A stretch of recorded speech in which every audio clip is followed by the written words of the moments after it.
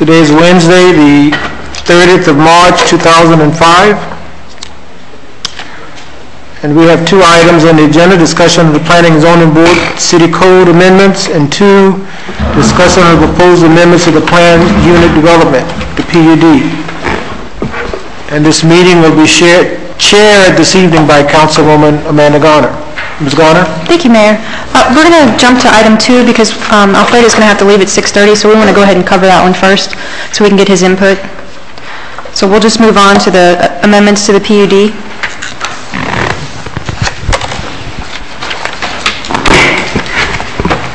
Charles, if you want to go ahead and start. Yes, Chairwoman, Mayor, members of Council. City staff has been working for quite some time on changes to the PUD codes. Most of the changes were requests or interpretation of requests from either the Planning and Zoning Board or the City Council. It's come out of several meetings and several of the review processes.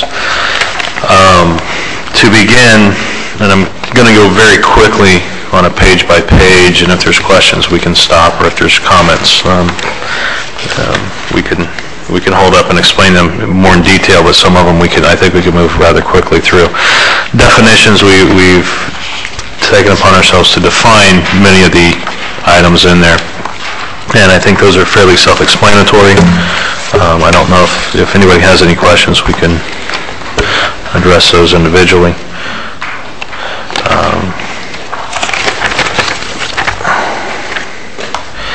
And we have procedures on the administration, the application processes. This is just some paperwork issues and cleaning some things up. Don't know that there's any issues with those items. Then we move into site plan requirements and review. Again, this is just general housekeeping issues. We've really written a whole new PUD code. A lot of it is taken from the old as well, but you have new things such as a better understanding of the timeline for construction. Those items. I'm on page 12 and 13 now, and we haven't had any questions on those issues from any boards, so I don't know if you have any of those. It's just pretty self-explanatory things. Page 14 brings us to the beginning of where people have questions and concerns. Last year there was some code changes that were moved forward that dealt with density and establishing densities through certain areas of the city. And one code provision was put in that would allow PUDs to be up to 10 units to the acre, providing certain things were done. That never moved forward past this board. It was stricken and never moved forward with any of the code changes. We have put it back in for discussion purposes, and if there's any discussion on that item, should we move it forward or not move it forward? I know that there's a lot of public that would like to discuss that item. Yes. Jump in, Ms. Garner, on this one. I'm on page 14, and I have some notes here and some margins looking specifically at that paragraph numbered 3, where it gets into density and the applicability. Charles, I just want to confirm, and when I pulled the city code, the last sentence of that section 3, that this section applies only to a PUD with site plan that's reviewed and approved under a certain section. Does that, in effect, kick it into the urban design guidelines? Yes. If you're going to pursue this level of density, it has to be under the urban design guidelines. That's correct. That's the reference to the 30-47. And all PUDs are required to undergo urban design guidelines. Okay, I just wanted to make sure. All new PUDs. That's where we were, and I want you all to check my math on this. As I read it, and let's take the example of a 30-acre PUD, and when you pull out the commercial, you pull out the open space, and you pull out the ancillary public or quasi-public facility, it leaves you with residential building space of 50% of the PUD. Is that correct? Yes. Okay. But if we're calculating density based on the entire PUD, then in effect we would be cramming 300 units onto 15 acres, and I know my math is right here, that's the effective equivalent of 20 units per acre. That's correct. And my mantra has always been, once we grant that density, we really have no control over what's there. Certainly, we're not getting detached single family, and probably not much more than basic rental units when we get into that kind of density, and that's my problem with that. I know this is, a starting point for... It might be a little bit more acreage because 5% of your open space can be included in yards and things like that. So instead of taking the full 35% open space, if you really looked at 30%, then you get down...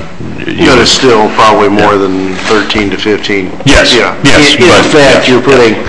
Yeah, and the residential portion, and there obviously, therein lies my consistent problem with allowing that, and I don't have a problem with, smaller PUDs. That's a fact of life. We're running out of those larger parcels if we have not already done so, and I just don't. I'd like to hear what other people on this side of the table with me think the magic number might be when you put it in the, we know what's happened when we grant density in excess of 10. We don't get the kind of community I don't think that we're going to be real proud of in a few years. And thank you, Charles. That's it for now. Okay. Well, my concern with this is once you put it in, it's citywide. There's some areas of the city we may want along a transportation corridor. So it really should be left up to what the underlying land use is. If the underlying land use is low density, of course, that should be low density. But if it's medium density and say it's along the busway, downtown, mixed use, something like that, I don't know that we want to restrict the whole city because then we put ourselves at that level. Now, this only applies to a contiguous 30-acre PUD versus a medium density zoned parcel along the busway or in another area. Well, one of the items that we are looking at is decreasing the size of a PUD, and that would be down to 20 acres. Right. We cannot do it now until the comp plan is changed, because the comp plan limits us to 30. But we don't want to keep coming back and changing those items, so that's something to look at. Our comp plan also says that we should investigate, and it's said this for years, mini PUDs of 5 acres. So if you take it from that standpoint and say we were to change the comp plan from minimum of 30 down to a minimum of 5 to effect some changes within the internal areas of the city, and take advantage, especially in light of the governor's stance on movement of the UDB now and eastward ho and downtown development type of scenarios.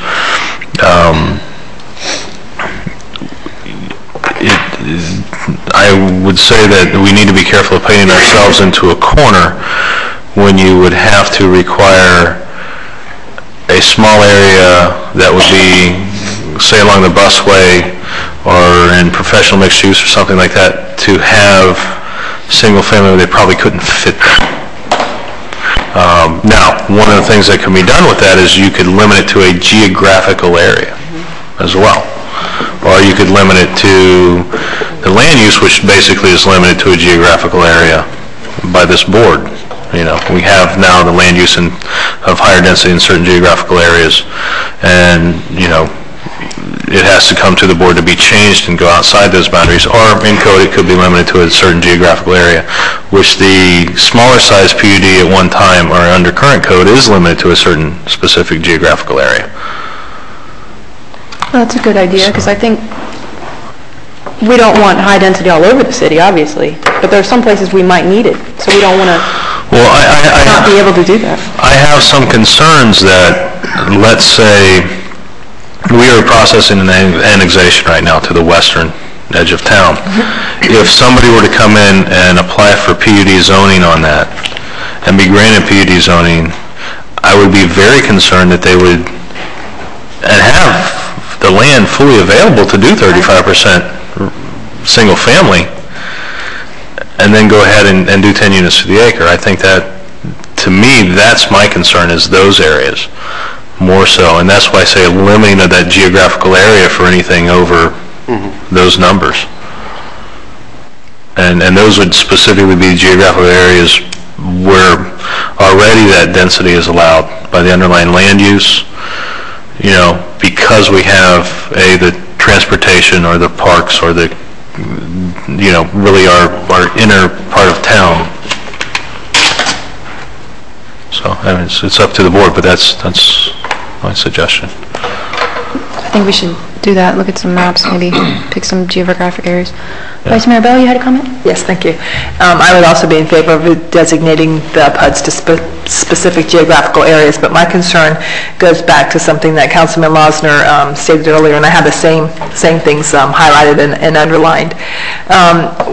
The problems that I'm constantly finding with our PUDs, and I don't know that I don't have a problem with the reduction in size, even though that we are losing land, and I'm understanding that that supposedly PUDs do give us a lot more control over what happens, but it doesn't seem like that to the eye, to the naked eye. It doesn't seem like it, but I understand that. We're constantly seeing products where we're always, as we said before, it's overall density. So where you say up to 10 units, you can end up with 20, 25 in a particular 30 in a particular condensed area, and the product that we're getting tends to be townhouses.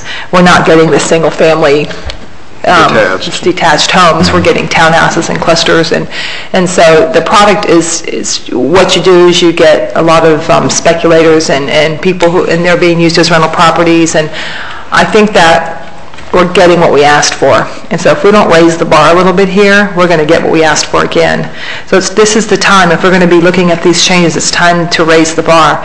And if you're going to go with your maximum density, understand and adjust for overall density. The density is the same, and the busway corridor is taken care of because we have already allowed for up to 15 units per dwelling acre along the busway corridor, so that's taken care of. My concern are the PUDs, where we're always factoring in overall density without really any concern for the aesthetics of it. In fact, the fact that we're not getting a true mixed use. We haven't been for a long time.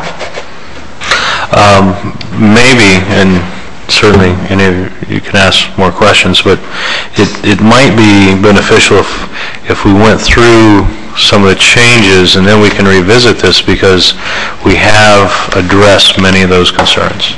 Okay. Not necessarily the single-family home issue, but the fact that there needs to be a mix, the fact that there needs to be commercial, the fact that there needs to be balconies and Aesthetics. all these other things that we didn't see done in some of the current PUDs that are there now.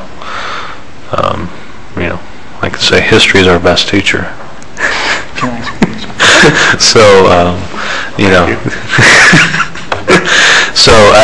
if you want to continue with this, we can continue talking about this, or we can jump ahead, look at those things, and then maybe revisit this to see how, once you see what would come from what we're proposing in code, and then come back to this. Maybe that would help. That would be fine. And I'm going to continue your quote: "History is the best teacher," and if you don't learn from it, you're doomed to repeat it. Yes.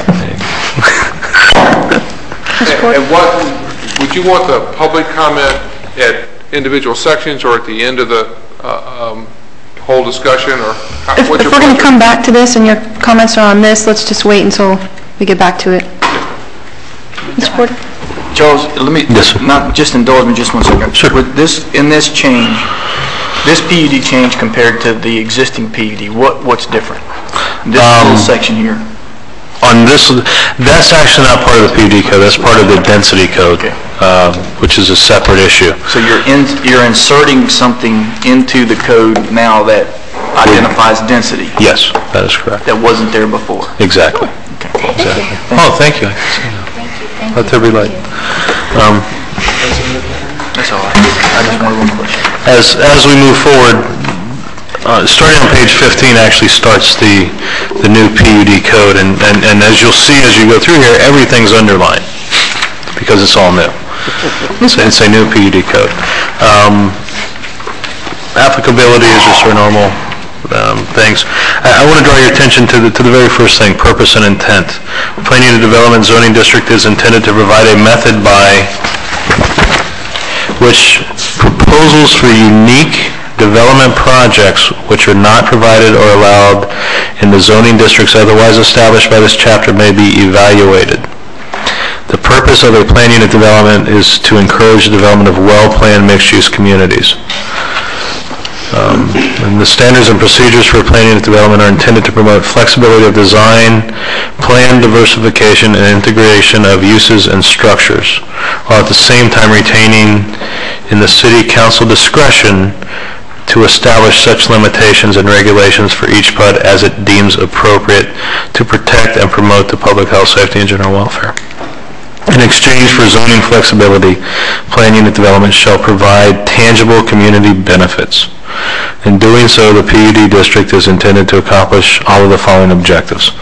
I'm not going to read through everything, but I wanted you to hear those two first paragraphs so that we can set the stage for what staff has intended with this code. Keep in mind it says, retaining the city council discretion to establish such limitations and regulations.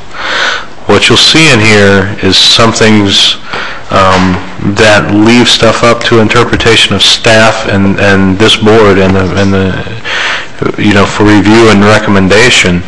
And there's just not a lot of the absolute rights that were in the previous PUD code. There's a flexibility, yes, but it also ultimately rests with this board on whether that happens or not. So I want to keep that. Allow the diversity and use of housing types, open space buffers, and allow for innovative design, protect the environment, provide meaningful integrated common open space, promote creativity and development layout, encourage development, and incorporate good urban design principles, and encourage economic development, workforce sustainability, and job creation throughout the community. Those are what we want to see PUDs do. That's what they should do. Now, number 2, this is on page 17, enhanced benefit required. I think you'll all find this interesting. The PUD zoning category permits development of land in a way which is not possible under traditional zoning regulations. However, the PUD is not intended to modify or in any way reduce the requirements of any city code requirements, unless commensurate benefits are provided in an enforceable manner to the community as part of the PUD plan. So that means to do one, you got to give us something that's worthwhile and it's a benefit to the community and it has to be enforceable. So, and then we get into eligibility, minimum area requirement. That's where the size, right now it's 30 acres because that's what we're restricted to in the comprehensive plan. When that's changed, then we can change the code.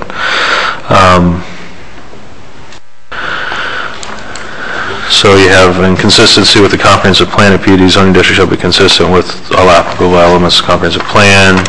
Unify control and ownership. Public facility service impacts. Internal compatibility. And external compatibility. This is something I want you to pull out here. I think we can all understand the internal compatibility, roads, topography, and all those items. But the external compatibility is something, all land uses proposed within a PUD must be compatible with and not create or be subject to undue adverse impact from existing and planned uses of properties surrounding the PUD. And the following factors shall be considered to determine the external compatibility: adjacent or existing property uses, design of the development, traffic circulation, and density and intensity. So we want internal compatibility, we want external compatibility. Number 7, density and intensity of the development. The density and intensity of uses within the PUD shall comply with the city's adopted comprehensive plan. They shall also be compatible with the physical and environmental characteristics of the site. Within the maximum limitations of the comprehensive plan, the permitted residential density and intensities of the use of the PUD may be adjusted in consideration for the following factors: the availability and location of public and utility services and facilities, the trip capture rate of the development. Trip capture is if you have a mixed-use development, commercial and residential, how much of that residential does not have to leave that development to do what they need to do and can stay within it. So that's your trip capture within the development. Do they walk to the shops? Do they do things like that so they're not out on the street? creating more traffic. The degree of internal and external connectedness of streets, and any other factors that affect the impact of the development. So, and then we have the environmental constraints, flooding, erosion, those type of things. One of the I don't want to say contested items, but one of the items that has drawn a lot of conversation from the public was minimal open space and recreational facilities required, and you'll see that we have kind of tightened this down a little bit as well. A minimum of 35% of the gross area included in a PUD shall be maintained in common recreation and open space. We say gross area because remember density is calculated on the gross basis for a PUD. So shall the open space be. Any privately maintained or owned exterior open space excluding common open space and for the exclusive use of the residence of any individual dwelling unit that is enclosed or partially enclosed by walls, hedges, buildings, or structures, including attached balconies, terraces, porches, decks, patios, and atriums, may be counted towards the total open space requirements, but you can't use more than 5% of that towards your open space. I mean, that's important because in here we do require patios, decks, porches, those items to be attached to units. So we have given a benefit there that 5% of that area could be used as open space, but they now have to do them. So you don't end up with what we've seen some multifamily units that are just a straight wall in the back.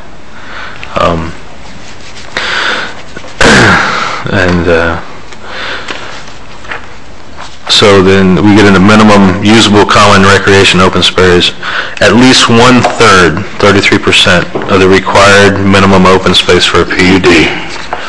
So 1/3 of the 35% shall be usable common recreation and open space.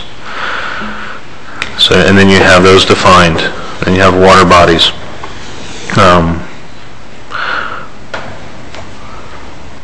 A lot of this stems from what came out of our views of what we've seen, current developments that provide such amenities, such as the villages or lakeshore, where you have swimming or clubhouses around lakes, those type of things.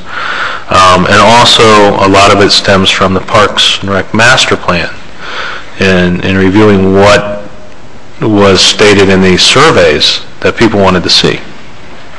One of the main things was water recreation and those type of events. We have a lot of PUDs that are digging lakes. Fill is very expensive. Under current code, 100% of the lake is used for open space, whether you can look at it or not look at it. The lots are sold at a premium. So we see a triple benefit from those lakes. Many other areas don't allow 100% open space for a lake. We're suggesting that there is a menu list. We say you can't get more than 80% of open space benefit from a lake to count towards your 35%.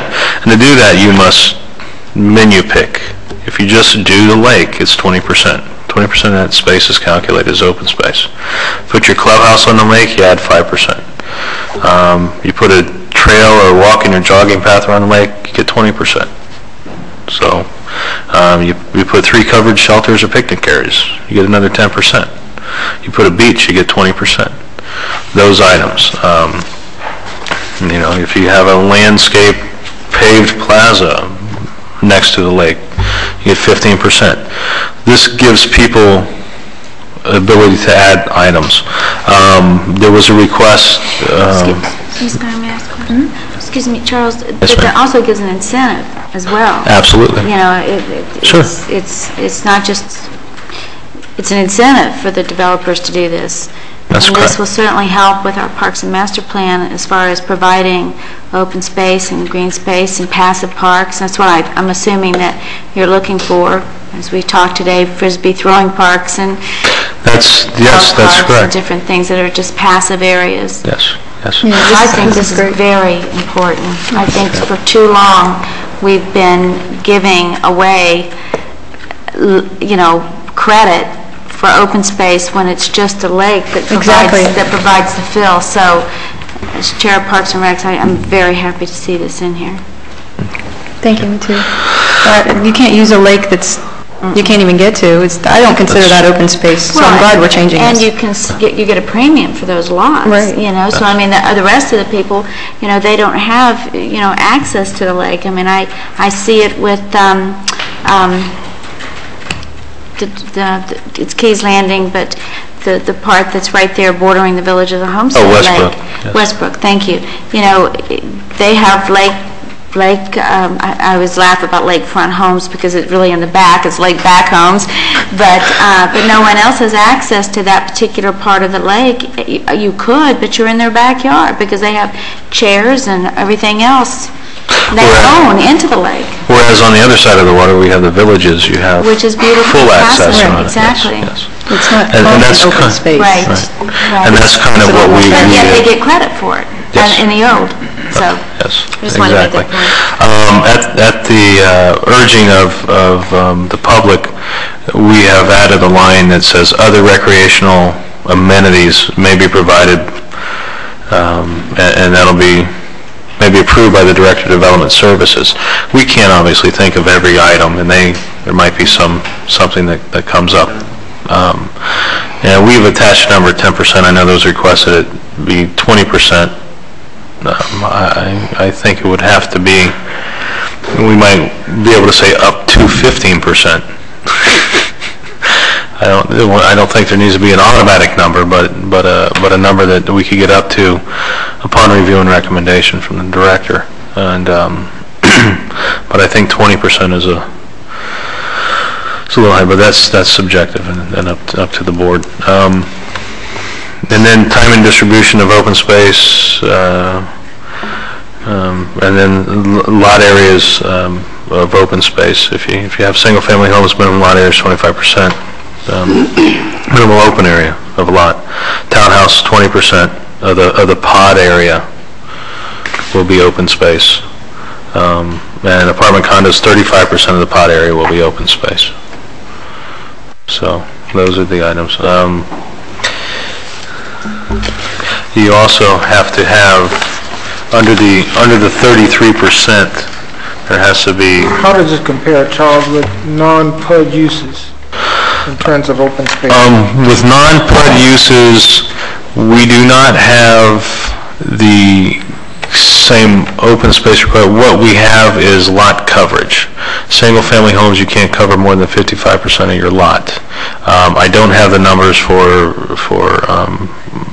apartments, condos, or townhouses, but it's right along the lines, and that's how it's done in those areas.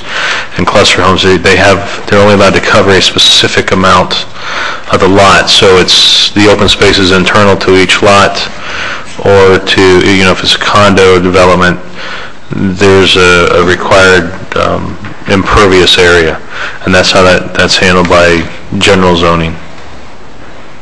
So that's it.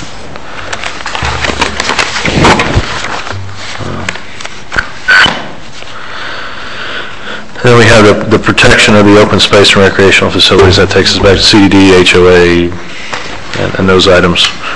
Permitted uses, principal and accessory structures. Residential uses, we've added some.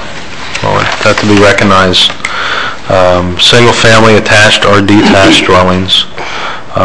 Two-family dwellings and twin homes. Those are new items.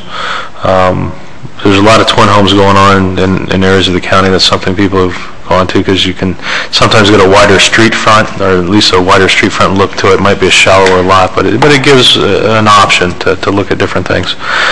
Cluster 1 and 2 family dwellings, townhouses, multifamily dwellings, including apartments, condos, and congregate living facilities. Congregate living facilities are currently in the PUD code, so we've kept those in there. This is something that you'll see new there. Residential uses and structures may be mixed with any non-residential uses otherwise permitted within this category. Residential uses and structures provided for within 2E above shall comply with all 3 district regulations set forth in 3208, as well as the requirements of this article. And it has to do with the screening of mechanical equipment and...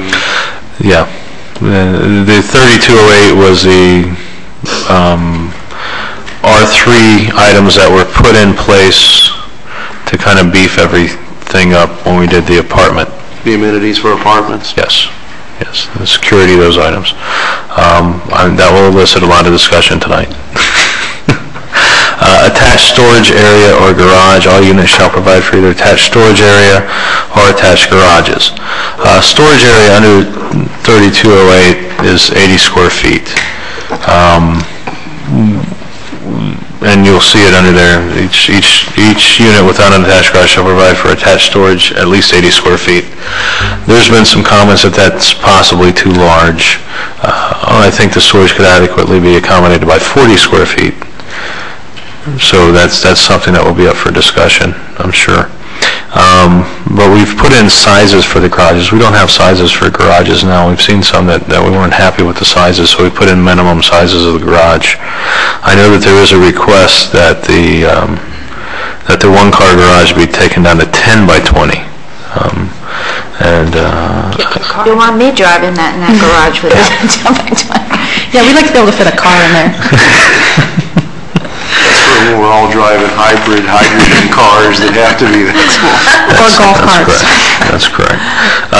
And these are clear interior. Keep that in mind. That's a 12 by 20, 20 by 20, or 30 by 20 clear interior. That doesn't include where you're putting your washer and dryer, your hot water heater, or the step up, or any of those things. That's the actual parking area, which actually makes it possible to park a vehicle. Under parking, 2 off-street parking are provided. Such parking spaces may be provided by either an attached garage or a commonly owned and maintained covered off-street parking structure. That was taken from the R3 code as well. And that off-street parking structure can't be too far away and has to be of the same material as the building. There'll be some discussion on that later as well. This is a new item. Each dwelling unit shall provide a minimum of 0.25 guest parking spaces. So basically, for every 4 units you have 1 guest parking space. There is no requirement for guest parking spaces now. I know that there was some discussion on the Planning and Zoning Board of making that 0.5 to go to 1 space for every 2 units. Staff does feel that 0.25 is adequate. Might not be adequate on Thanksgiving Day, Christmas, or the Super Bowl, but for the rest of the year, we feel that it's adequate. So, I just want to clarify yes, what you just said, because each unit is required to have how many parking spaces? Required to have? A quarter of a space. So it would be 1 space for every 4 units. Yeah, 1 guest spot for every 4. So how many? Right now, there is no requirement. Right now, every unit is... themselves. Okay. But for guest parking, it would be 1 for every 4 units. That's Okay, correct. but there are two spaces? For the owner. For the Yes. owner. And Yes. then, okay. Just wanted to That is clarify. correct. Thank you. Yes. Let me ask you this, though. Okay. I think I read something where parking shall not be permitted within the open space. Did I say Yes. that in the front open space, maybe? Which promoted the either covered parking space or the attached garage. That's correct. But just thinking out loud here, should we enhance some parking requirements by virtue of additional bedrooms? I mean, it stands to reason that maybe in a 2-bedroom, you're not going to have kid cars, but when you get up into 3, Right. you're going to possibly have 2 parents and others in the house, and I don't think we've even begun to accommodate that. And There's been a Northgate, that's a real issue.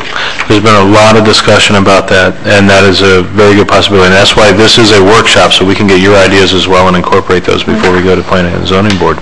But that was brought up at the Planning and Zoning Board as well.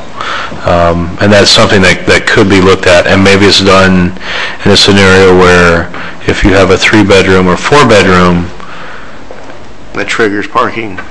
you need to have maybe a 2-car garage and 2-car driveway, or something of that nature. so that your driveway be able to accommodate 2 cars as well as your garage, or if you only have a 1-car garage, you have a 3-car driveway, you know, something of that nature. That's why we have workshops. So we will obviously work on that and come back with something on that, because this is not the first time we've had this discussion, and we've been looking at it. Okay, no parking space other than guest parking shall be more than 50 feet by the most direct pedestrian route from the door of the dwelling unit. And then decorative paved connector shall run from the parking structure to the building as intended to serve.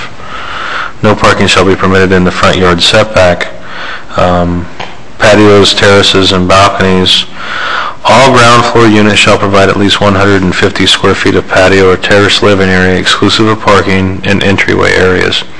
However, a front patio or terrace of at least 50 square feet may be counted towards this requirement. Units that are completely located on the upper floor shall have a minimum of 80 square feet of balcony area and with a minimum depth of 4 feet. We have, through several discussions with Alfredo and Marty and myself and some of the general public, looked at more of a number on the patio of 100 square feet and on the balconies of 40 square feet. So we've been, you know, those are still rather large when you look at the units. But basically, if you have a ground floor unit, you got to have a patio. If you've got a second floor unit only, you got to have a balcony. I think most people here have probably been in Lakeshore. Every unit has that. Every unit has a little storage area. If you go to Monterey Point, which is an income-restricted apartment complex, they all have balconies and patios. You go to Riverwalk, which is an income-restricted apartment complex. And aren't those items really architectural amenities that would be required by urban design guidelines? I mean, certainly the other communities that many of us have visited to review these types of Have all developments. had those items. That's part of the breaking up of the facades and what makes it the urban design, traditional neighborhood type of That's yes, correct. Yeah. Charles, yes, ma'am. in Lakeshore, I'm just sitting here trying to remember, there's a good portion of the upstairs units that have patios. That I believe every one of them does, front and back. Yes. Front and back. Yeah, front and back. Yes, and I like that.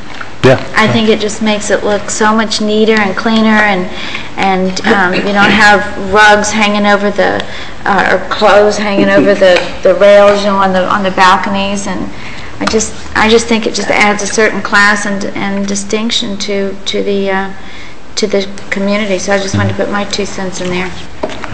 Thank you. Now we get into non-residential. I don't know if you wanted to take any comments, because I know in that area there's a lot before we move into the next, but it's For the patios? quite storage areas. and parking. Mr. Poker, did you have comments on this? Yes, but I have comments on other sections too. I'll do it any way you want, now or after Charles is finished. Shoot. Okay. On, Don't go past where we're at, though. Yeah. Can you do that? Can you control your... stop at parking? Stop at patios? Stop at patios. Include patios. Include patios. Include, but don't go past. Okay, all right. First of all, I sent Charles a letter. I wonder if it was part of your backup material? Got it. Yeah, okay. So I won't, okay. When did we get But the first... We just got it. I have not read it. Okay, all right. Let me, we had a discussion. This letter is really a summary that Charles asked for after our discussion at the P&Z board. So we had a pretty lengthy, several-hour discussion about this. And so this is just a summary of our comments. And the first part of those comments is a PUD ordinance is supposed to be flexible.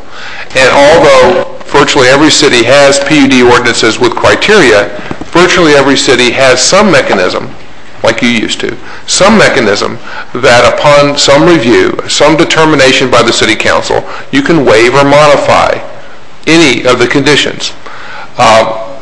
one of the examples on how this is done is you have minimum size requirements, you have height requirements, you have setbacks maybe, you have all sorts of requirements.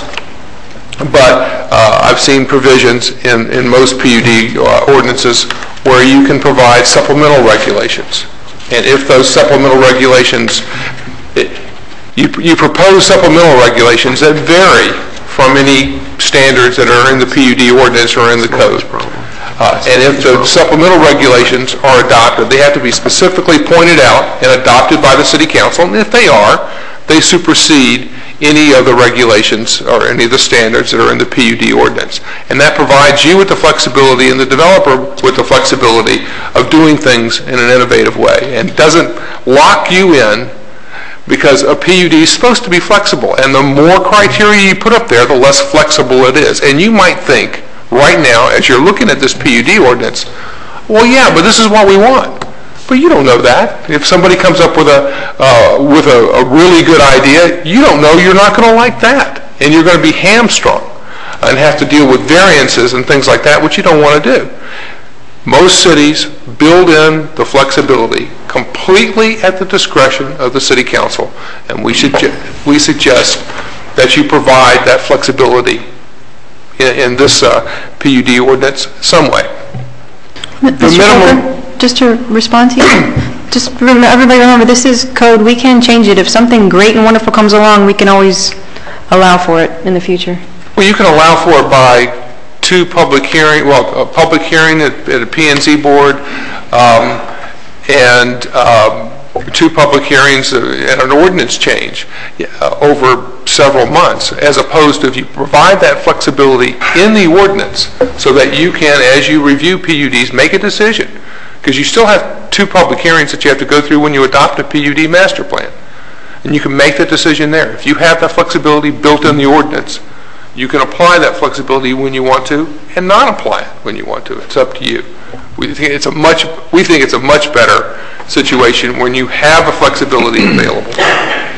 The second thing with respect to the maximum density allowed, and I guess I thought, because we've had these discussions with Charles, I thought he was going to do something a little bit differently today, because the language that you have in there, I thought everyone agreed that language is not appropriate, and something else will have to go in there if you're going to address density. First of all, I think everyone agreed at the P&Z board level, and I thought Charles agreed, that the higher density PUDs are going to be located in the urban areas where you're not going to have, and they're going to be the smaller ones, and you're not going to have single-family homes in them. So those PUDs that are appropriate for maybe a 10 unit to the acre gross wouldn't have single-family homes in it. They'd be the smaller PUDs, and they'd be probably west of City Hall somewhere. So it's almost an inverse situation. My understanding is that the staff is readdressing the language in this section. Am I wrong? You didn't hear our discussion in the beginning? That's kind of what I said, yeah. Okay, so you are readdressing it, and we'll look at the language that you come up with. Well, I want the comments from this board before I do so. And we talked about, with respect to any increased densities, you got the land use plan that is a policy that you all adopt, and that will limit the density. And density is more appropriate in some areas of the city, and what we talked about was limiting the higher density PUDs to those areas that are urban areas that are appropriate for the higher densities. So I think we're on the same page there. With respect to the eligibility, the 30-acre, as Charles said, you've got the 30-acre minimum in your land use plan, and you've got to modify that. We've had discussions about that. We think on the land use plan you want to make it as small as possible, because there's no reason in the world for the land use plan, which takes an act of God to amend over many months, to restrict you like that. It's the land development code that should establish these things. And virtually every PUD ordinance that I've ever seen and ever dealt with, even though they may have a minimum size, has a provision that the city council can waive that minimum size if any development would benefit from the PUD code, that otherwise would meet the requirements of the PUD code. I've seen PUDs at 1.5 acres in urban areas, and it works out fine. I've seen very good PUDs, the application of a PUD ordinance at 4 and 5 acres without any problem at all. And the more urban you get, the more you're going to need flexibility in dealing with these urban developments. So we suggest that, especially on the size, if you establish a minimum size in the land use plan, establish it as low as possible. And if you establish a minimum size in your land development code, provide yourself some flexibility that if a development otherwise meets the criteria, that you're allowed to waive that. With respect to the open space, I think Charles discussed that, and we don't have a problem with his discussion. We've already discussed it. With respect to the permitted uses on section 30-570, the sizes of the garages, as Charles explained to you, the size of the garage, a parking space is 10 by 20. And what Charles explained to you is the requirement for a one-car garage is exclusive of those areas that aren't used for the parking of a car, like a washer and dryer, storage room, that kind of stuff. A 10 by 20 space is a very large area to park your car. An SUV can easily fit in a 10 by 20 space. 12 by, and what we're suggesting is if you're going to have a minimum requirement, that minimum should be a 10 by 20. That's the size of a space at a public shopping center with a 10 by 20 space. It's a very large space. And we suggest that should be your minimum. Charles already went through the patio and the balconies. With respect to the parking, two issues on the parking. 1 second, Mr. Coker. Vice Mayor, did you have a comment? Yeah, I had a comment about the parking spaces. I have a problem.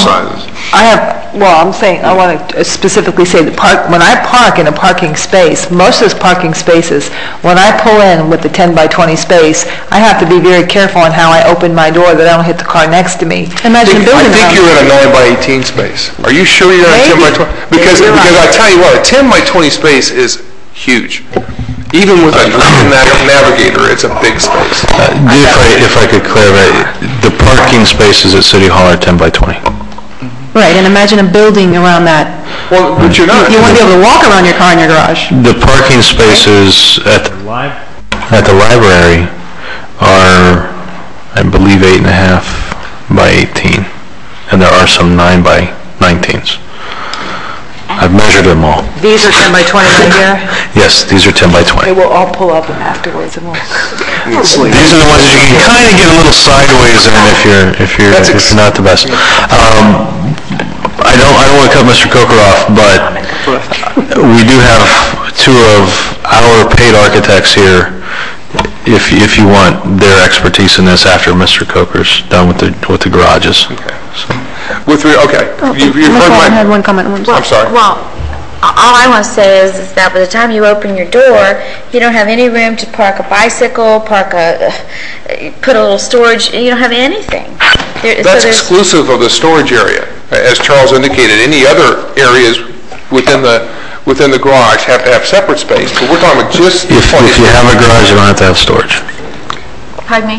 If you have a garage, you don't have to have storage. Well, that's what I'm saying. You have one or the other. Garage, and you have the car in the garage, then there's no place to even put a bicycle or anything else. I mean, besides the little area that you're going to have for the washer and dryer, I assume.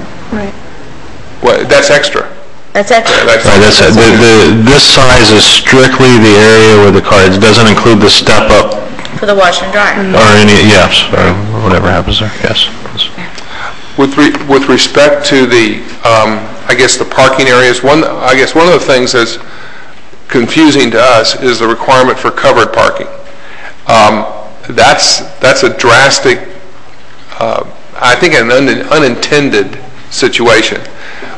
Think about a townhouse that has one parking space in the garage. The other parking space that's outside would have to be covered under the literal interpretation of this language. Think of a single-family home with one parking space in the garage. You'd have to have another one covered. If you had a multifamily development, you'd have to have a parking lot with a parking structure and covering. And you're throwing the baby out with the bathwater. I think you ought to reconsider the covered parking requirements for multifamily, everything that's not a garage. There's no reason to require parking structures and covered parking lots in townhouse and multifamily and things like that. And we ask you to discuss that. It would also be an issue if there was parallel parking, too. Where is That's something that? we've looked Where at. are we? Say, where is that in this? 30-570. I know His letter. Page 24. Thank you. All right. And where does it talk about covered parking? And I really regret that I have not read this. It starts on page 23, I'm sorry to Yeah. interrupt you. But what does it say about covered parking? Under number 4A, Yeah. Okay, Page I was 23, just lost for a right? minute. Okay. starts 23 at the bottom of page 23. Charles, can you explain to us what that means, what this means here, this paragraph? And what is it providing as far as, is this for a townhouse or It's for everything. anything within the PUD? Yeah, Okay, yeah. can you explain it, Charles? That each unit is required to have 2 off-street parking spaces, and they'll either be provided by a garage or a covered parking structure. It's really an encouragement to have nice garages. It is. This is something that was pulled straight from the apartment condominium code that we have now. So you're saying- I don't really believe it's... You're saying even a condo would be required to have a covered parking area? Right. I don't believe that this is really applicable I don't think to single-family homes. Sure seems that way. But take, for instance, if you were going to do an apartment building or a condo building, would you want a big field of parking around it, or would you prefer a covered parking garage like we see in many other areas? But that's going to put the expense of the unit so high that I don't know that people could afford to buy them. And what do you gain out of it? And I'm not agreeing. I mean, I'm just talking out loud here, you know. But I mean, I would think that the townhouses would, you know, as the new townhouses are. I know it's at Arbor Place or Arbor Park. They have the 2-car garages, Yes. which are really nice. Well, and some have 1-car garages. Or some have 1-car garages. some have 1-car So you're saying if there was only a 1-car garage, that the driveway would have to have a cover over the driveway? That's what this says, yes. That's okay. That's a little extreme. We're not necessarily married to it, it's just something that was Ms. unconscious. Garner, we might be able to, kind of meet halfway. I've seen even apartment projects in Orlando where every unit has an enclosed garage. And we need to decide that's the kind of community we want to build, and just say that every unit must have at least a 1-car enclosed garage, whether it's apartment. I think this Condo, gives them the townhouse. option there, because they can build the parking garage. Well, Or they yeah, can do the- either a garage or with that unit, and, But this doesn't give an option. Again. This requires every space to be covered. Every space. That's true. well, and again, I Not just just my one. remarks by kind of, if we're amenable to kind of retrenching and meeting you halfway, and really, I think that the other side's making an economic argument, and we're here trying to build quality of life, and sometimes most time they're oil and water, and they're just not going to mix, but we can meet in the middle of the bottle somewhere. And again, that's why we're in a workshop environment. This hasn't gone to any board for approval or anything. This is still in a workshop phase. I So- guess, though, when you think about it, think about a multifamily parking lot, and it required to be a parking structure.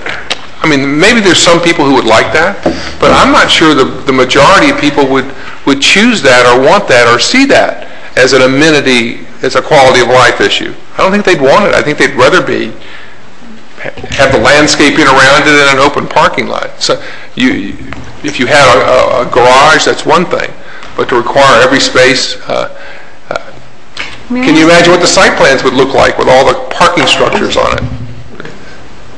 I don't think it's an amenity. Could I ask the architects something? Sure. I mean, I'm just trying to picture Lakeshore, okay? I mean, that's the only example that I can think of right now.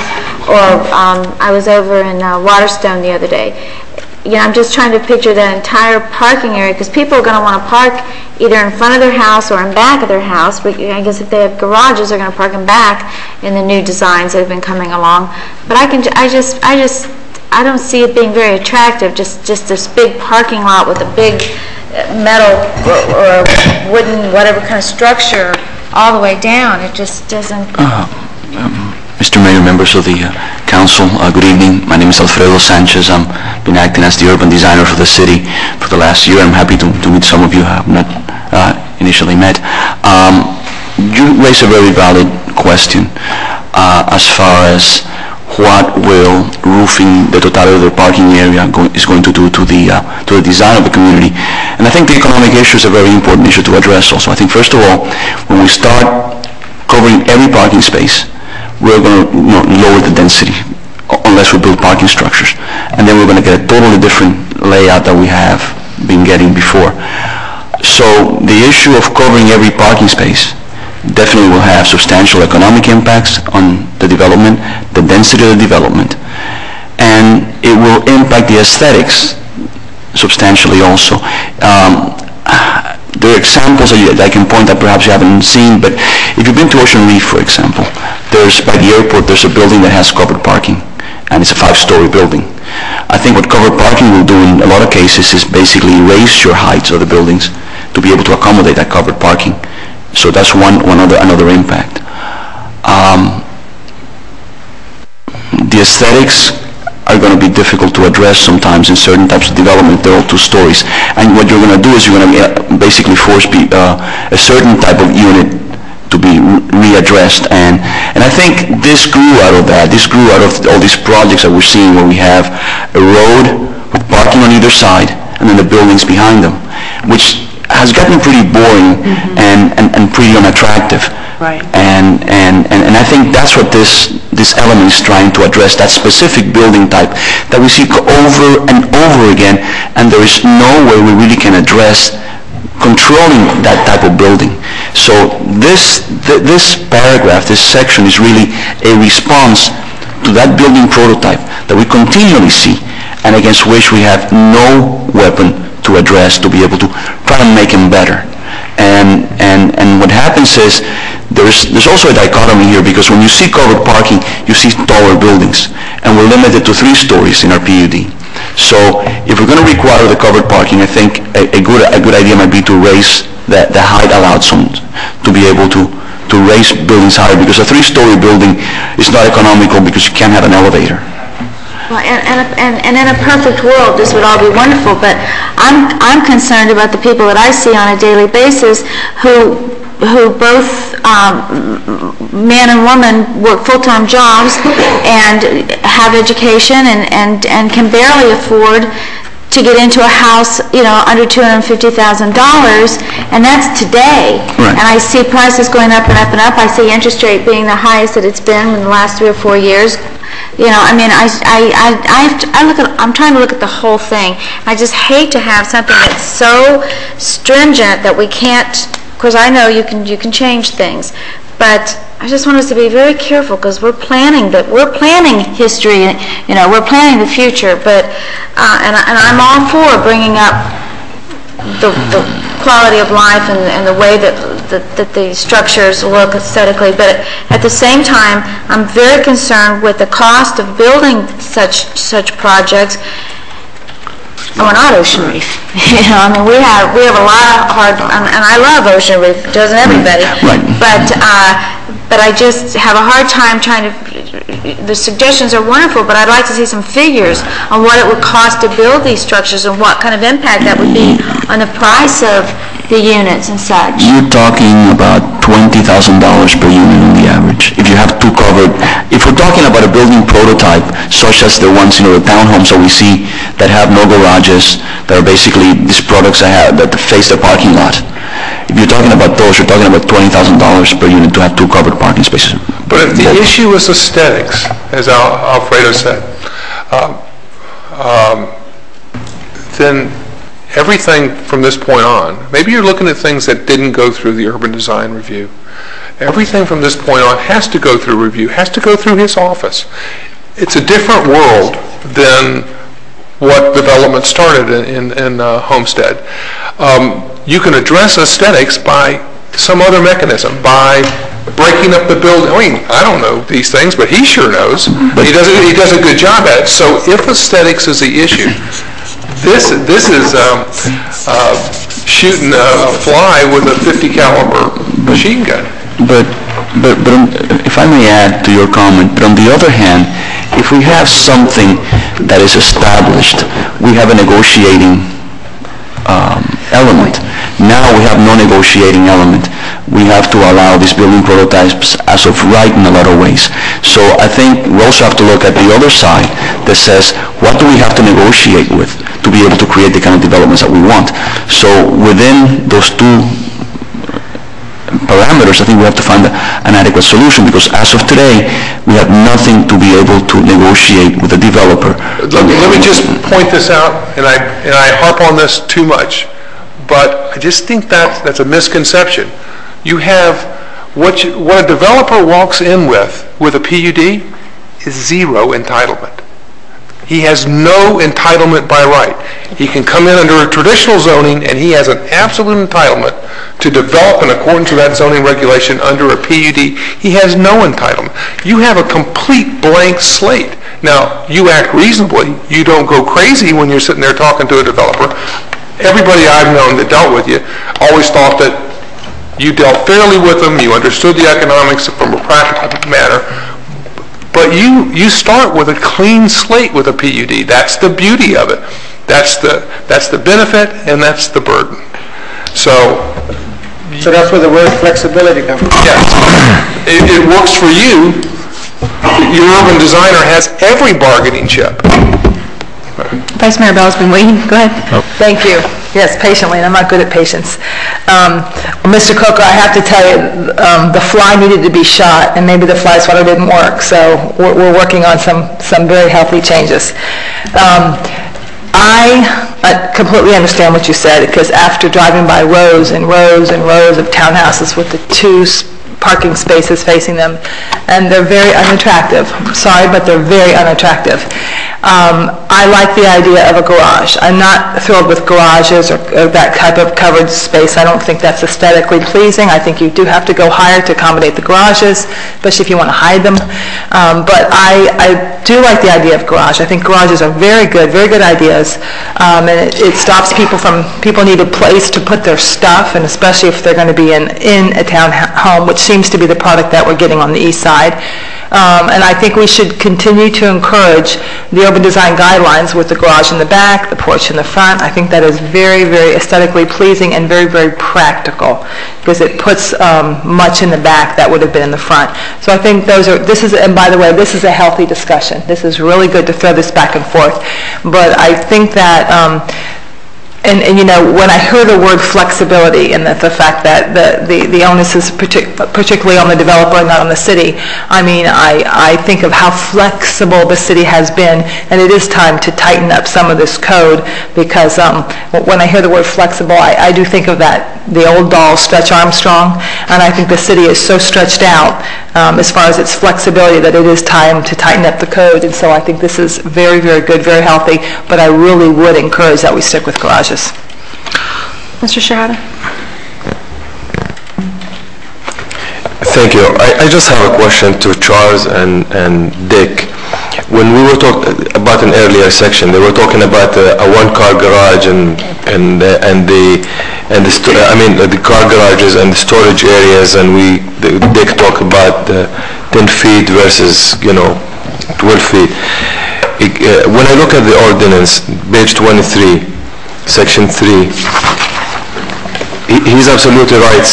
It talks about provides clear interior parking area as follows, and then it goes to the dimensions. But however, I see something missing here where it doesn't. If you have a one-car garage or 2 or 3, you don't have to have a storage area. the way I read it, because then it says each unit without an attached garage needs to provide for that storage area. Even though he's absolutely right when he talks about, in my view, 10 by 20 is good. But if you have a one-car garage, it's not required to have an 80-foot storage area. Correct. And I think maybe, I don't know if we overlook this, Charles, or we need to just fix it to provide for additional storage area, even if you have a garage. No, the intention was to provide either a garage or storage. One or the other, but the garage doesn't include storage in it, so... But that would make the 12 appropriate. Right. Well, no, that's the space required that must be clear of any other obstruction, such as the raised. You can't have just a flat garage. You have to have a raised area so that when you pull in your garage, you don't run into your house. So there's a step there, and generally that's where a water heater goes, or washer and dryer, or storage, or those shelving, those type of things, because it has to be a certain depth and a certain height. Alfredo, I don't know if you know the exact size that needs to be, but I know that there's a requirement that there's... The 12 by 20 came through our discussions that we had at internal meetings. Let me tell you where 12 feet comes from. A standard garage door is 9 feet wide. A non-standard garage door is 8 feet wide. If you've driven into a garage with an 8-foot wide door, you know how difficult it is, especially the way cars are made today and the way some of the cars are. So a 9-foot door is a standard door, as accepted by most communities. To be able to hang a door in that garage, you need a certain amount of bulk on either side, which you need a minimum of 8 inches, which to be able to put the track on which the door runs, that gives you 11 feet 4 inches. We decided to do a 12-foot wide garage because also, as the Councilwoman Ms. Bell was mentioning, you need to be able to open the doors. So I strongly feel that a 12-foot wide by 20-foot garage is a standard minimum that the community should meet. I think the concern with making it 10 feet is that if you're working with a 20-foot wide unit, that makes it more difficult. So that's going to be able to, or 22-foot wide unit. So that forces you to have a wider unit. But I think we should really meet this requirement for the type of garage. Most communities have those standards. And if you maybe, I wouldn't go to 11 feet 4 inches. I'd keep it at 12 feet by 20. And that will make and I see them coming through all the time, and there's nothing that we can really do to be able to address the issue of the 10 by 19 garages. So I strongly feel that this is something that should be kept in the code and should be kept in the PUD code. I don't know if I answered your question or not. If I could also address the other item that Mr. Shahada brought up. As I said, we made it either garage or storage. If the idea is that if we're a one-car garage, you need to also have some storage, we're not opposed to that in any way. So, just to clarify my position, if you have a one-car garage, go to the extreme, then you really you cannot park your garage. That's the bottom line. If you're going to have a storage, because it says garage or a storage area. So if you require 80 feet of storage, and Dick's earlier comments where this is exclusive, other areas are, in addition to the parking space, there is nothing really required there where it says it's one car garage 10 by 20, then you add whatever areas you need. I don't know if it will be discussed in the design of the what do you call it? I think you urban design guidelines. I think you raise a very valid question, but I think also that as a law generating body, we have to establish the minimum, and I think the minimum should be either the garage or the storage. I think the market will really address the issue of having additional storage. Although I sympathize with what you're saying, absolutely, but I think personally that the market should address exceeding that minimum requirement. Whether a developer wants to provide the garage and storage, that's up to him personally. But we should have a minimum, and I think that's what we were addressing as far as the minimum. So that's the way I think I feel. Mr. Losner, did you have a comment? Yeah, thank you, Ms. Carter. Sorry. It occurred to me, one of Charles's opening comments tonight was, in a reading from the preamble of the ordinance, that our PUD ordinance as exists and as proposed provides owners of those property with the opportunity to do things they wouldn't ordinarily be able to do under traditional zoning guidelines. And all we're asking in return by way of these enhancements is some recognition that they're getting some benefit, and so is the city, by them doing a PUD. And, you know, kind of math demonstrated that under the proposal, they're getting an effective density of 20 units per acre. What's the problem of spending a few more dollars per unit to mesh a quality of life issue with an aesthetic issue when they're getting 14 more units per acre than our code generally allows and that a lot of us fought real hard for? You know, it's amazing to me that some of us are sitting up here maybe arguing against having a more affluent community by not imposing these extra expenses on the builders. So, Charles, I want to ask you, I know that under this ordinance they have the opportunity, well, to do this you'd have to go under urban design guidelines. But urban design guidelines don't necessarily mean that parking is in the back or that the garages are oriented to the rear. That's correct. I just want to throw out to staff to think about when we talk about this again on another night, is would an absolute requirement for rear entry garages or rear parking, as we've seen in some of these projects, address your concerns about aesthetics of needing covered parking for non-garage parking if everything was required to be in the rear if you were going to avail yourself as a builder of these, Absolutely. of the PUD ordinance? Absolutely. Okay. I mean, so that you know, and again, you know, thinking out loud, and I guess I'm sometimes a frustrated architect, can't draw a straight line with the ruler. I know what I like when I see it. You know, it's kind of like the definition of pornography. You don't know what it is, but you know what you like. No. You can't define it, but you know when you see it. Yeah, know when I see it. That if we drew that line in the sand and just went ahead and mandated what seems to be the current wave and the market forces of requiring an enclosed at least one car garage for every unit with a rear entry, with the additional parking requirement being met, not necessarily covered, but oriented to the rear so that you don't have the street clutter. And that's just, you know, food for thought for both sides of the table when we address this again, is if that's perhaps a middle ground.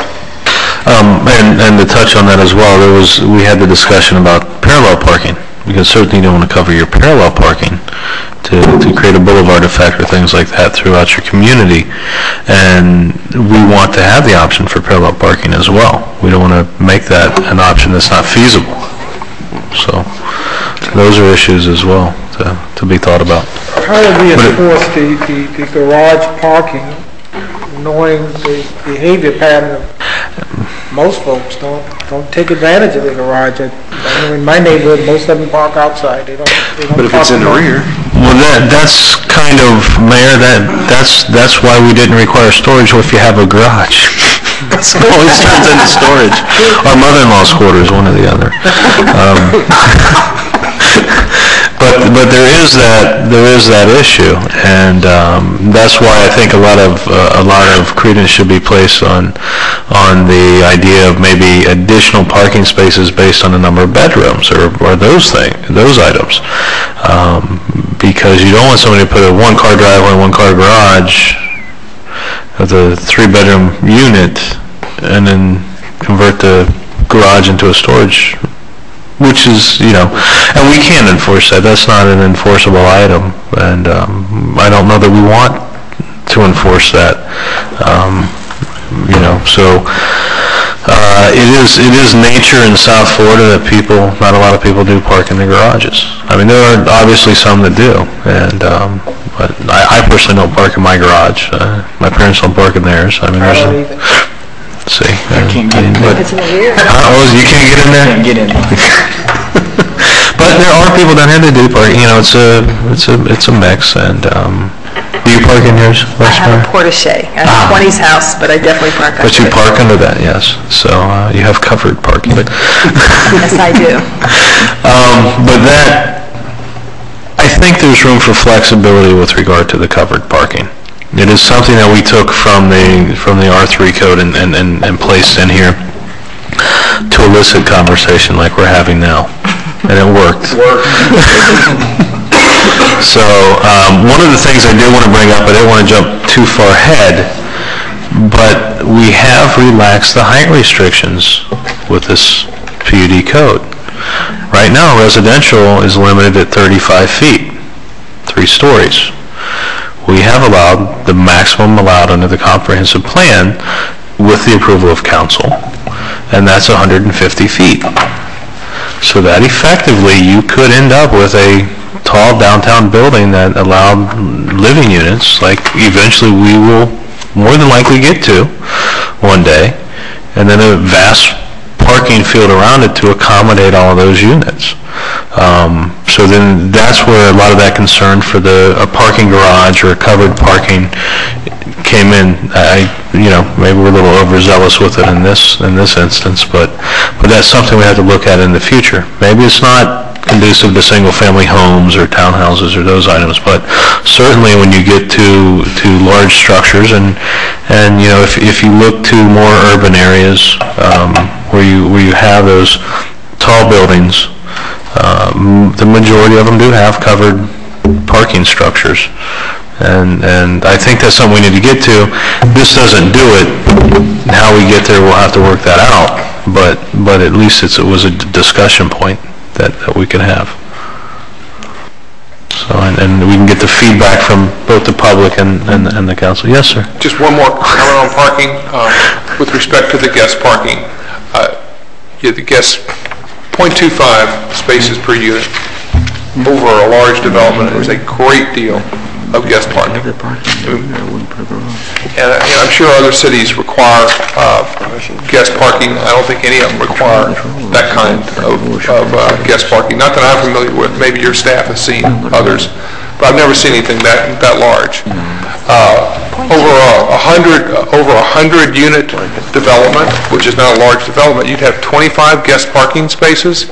That's a very unusually high guest parking ratio.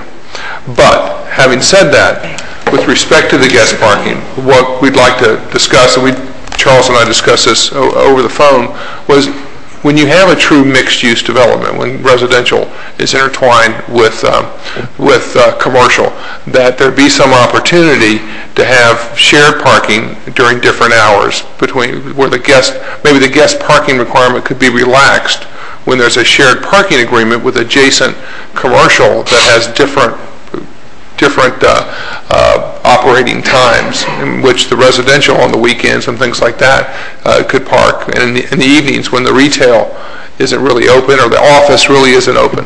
I think that's an appropriate thing if you're going to have a real urban mixed-use development. I think that would depend on how far away the use was, but it's a good suggestion. And agreed, and that's something that we did discuss, and I don't have any issue with that. I think it's complementary, especially since within walking distance. Exactly, that, and there has to be some things there that we kind of work out. We did feel the 0.25 was adequate. However, as I said, the Planning and Zoning Board did mention 0.5. So that's even worse. Or better, however you look at it. Yes. I get a lot of complaints about parking. Right. I don't have near enough parking in my neighborhood. I wish I had 0.25. Yeah, It's terrible. look at a weekend. Three people in the neighborhood can't have a visitor, and what if you have a teenager? I mean, there's a lot of other circumstances. I think that's minimum that you should have. And not to interrupt, but if I might, if we look at an increase in parking requirements per unit based on bedrooms, maybe we do look at a decrease in that number of guest parking. Because right now you're two spaces per unit, and then 1 space for every 4 units for guests. But I've been to many developments where it's been rather difficult to park. When you go to visit somebody, Lakeshore, Villages. Keysgate. Keysgate, absolutely. Rangel H used to be that way. That was horrid. But yes, and it can become quite problematic. Again, we don't want to create these vast parking fields, and that's why we're really amenable to some cross-parking arrangements with the mixed-use developments, as long as it's within reasonable walking distance, or the HOA provides a tram service, one or the other. But it needs to be realistically within walking distance. But again, if we up the number of space requirement per unit, we might be able to, from a staff level, look at a different number there and come back to you with that. And we'll come back with some different scenarios on that. Vice Mayor, you had a comment? Yeah, I was going to actually suggest what Charles just suggested, but I also do not think that .25 is a lot, especially those of us that have ever been in a gated community, a closed community, townhouse community, and are driving around looking for a guest parking space. And I can't believe that one parking space for every 4 units, especially with the amount of teenagers we have in the community, the amount of people that drop by on the weekends and even in the evenings, and I mean, I can't imagine that's a lot. That surprises me. Maybe it's because of status quo, which is not enough, that we're gauging .25 on a lot compared with what we don't have now. I don't think that's a good comparison. Okay. Were you done? You got to the end of where you were allowed to go to? Thank you very much. I got to remember where I was stopped at. Yes. That's Dick's other can of worms, the patios. But keep in mind, one of the things that Mr. Coker did bring up in his preamble was the fact that you do have flexibility. Under this new PUD code, you really have flexibility. You have flexibility, and we'll get to that as we get further along. But again, it's the carrot and the stick. To get something, they have to give something, and everybody has to work together. But this is the approval of a PUD in this area is very discretionary on this board. I want that understood. That if you don't like the plan, you don't have to approve it. So, or at least the majority of you don't have to approve it. But we'll start on page 24, number 6, non-residential uses. Every PUD shall have both residential and non-residential uses. This is how we get to our mixed-use developments. If over 50% of the acreage is devoted to residential use, at least 20% of the acreage shall be non-residential. If over 50% of the acres is devoted to non-residential, at least 20% will be residential. Understanding that a PUD has to adopt whatever the underlying land use is. The underlying land use, predominantly what the underlying land use is. So if it's residential, it has to be predominantly the underlying land use of residential. If it's commercial, it has to be predominantly the underlying land use of commercial. So that's why we put in those percentages to at least guarantee that there's a mix in those developments. Prohibited uses, and this part, and I apologize, is not completely finished. In no event shall the following uses be permitted in the PUD. We've listed the industrial areas and some of the B3, which is the heavy commercial. When it comes back to you, it might have a few of the industrial uses, but there'll be the non-invasive type uses, and there'll be some B3 uses that will not be in there, and it will be a list that is provided. But we're still working on that one segment. But clearly, we did not intend it for the heavy industrial uses such as concrete manufacturing or those type of things. Or mechanic shops, those type of, we wanted more of the cleaner type of businesses and uses. Hotels and motels, there's their use, you can see there. And there's requirements for those. Accessory uses or structures, any, accessory buildings and uses. Building design standards, number 8. The exterior colors of buildings, trims, and other site features shall be subject to approval of the Department of Development Services. They shall be selected to ensure compatibility among various colors and a visually appealing environment, and they shall conform to the requirements of Chapter 32. That's our paint standards. Then we get into land use and design regulations. Maximum density, intensity, and comprehensive plan. Land use designation shall govern the maximum density permitted as further limited by city code ordinances as provided in Article 5 Supplemental District Regulations, Division 3 Density. What this says is the comp plan will govern, except for that one hot topic we had in the beginning. So, maximum height of structures. In order to promote a flexible layout and design of a PUD, and understand this is where we get into the flexible part of this PUD code, a very flexible part, at least we feel it is. The applicant shall propose at master plan submission appropriate height dimensions for all structures, which shall not exceed 150 feet. The City Council, upon recommendation by the Planning and Zoning Board, shall determine the appropriate height limitations for each individual PUD, the development basis after considering the character and the surrounding area, so on and so forth. There is flexibility there.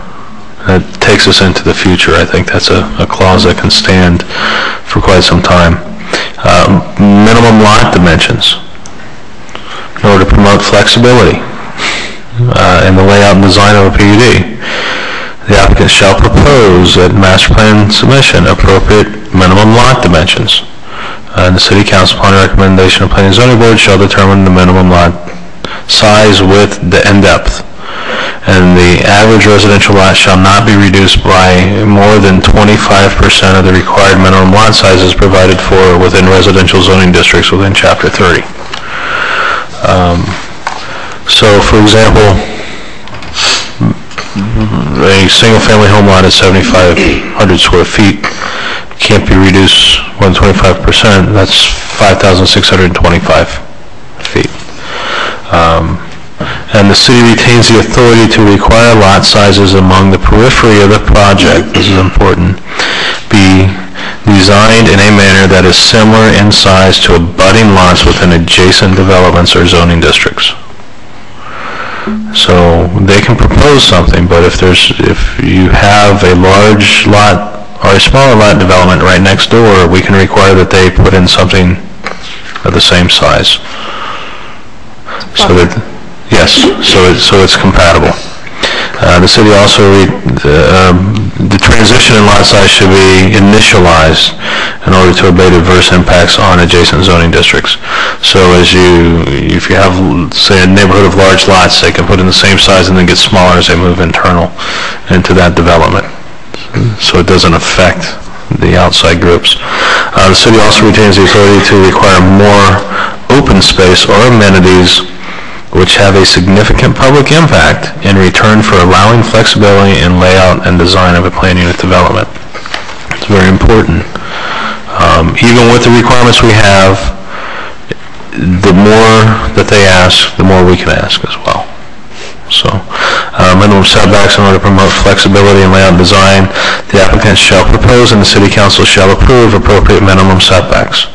Setbacks shall clearly conform to the land use compatibility and open space policies in the comprehensive plan and shall be consistent with the standards set forth in the required minimum open space for residential areas of a PUD.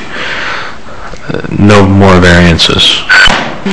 They ask for it and we can say yes or no or negotiate, but it's a number that we work together to get to through appropriate design. Minimum distance.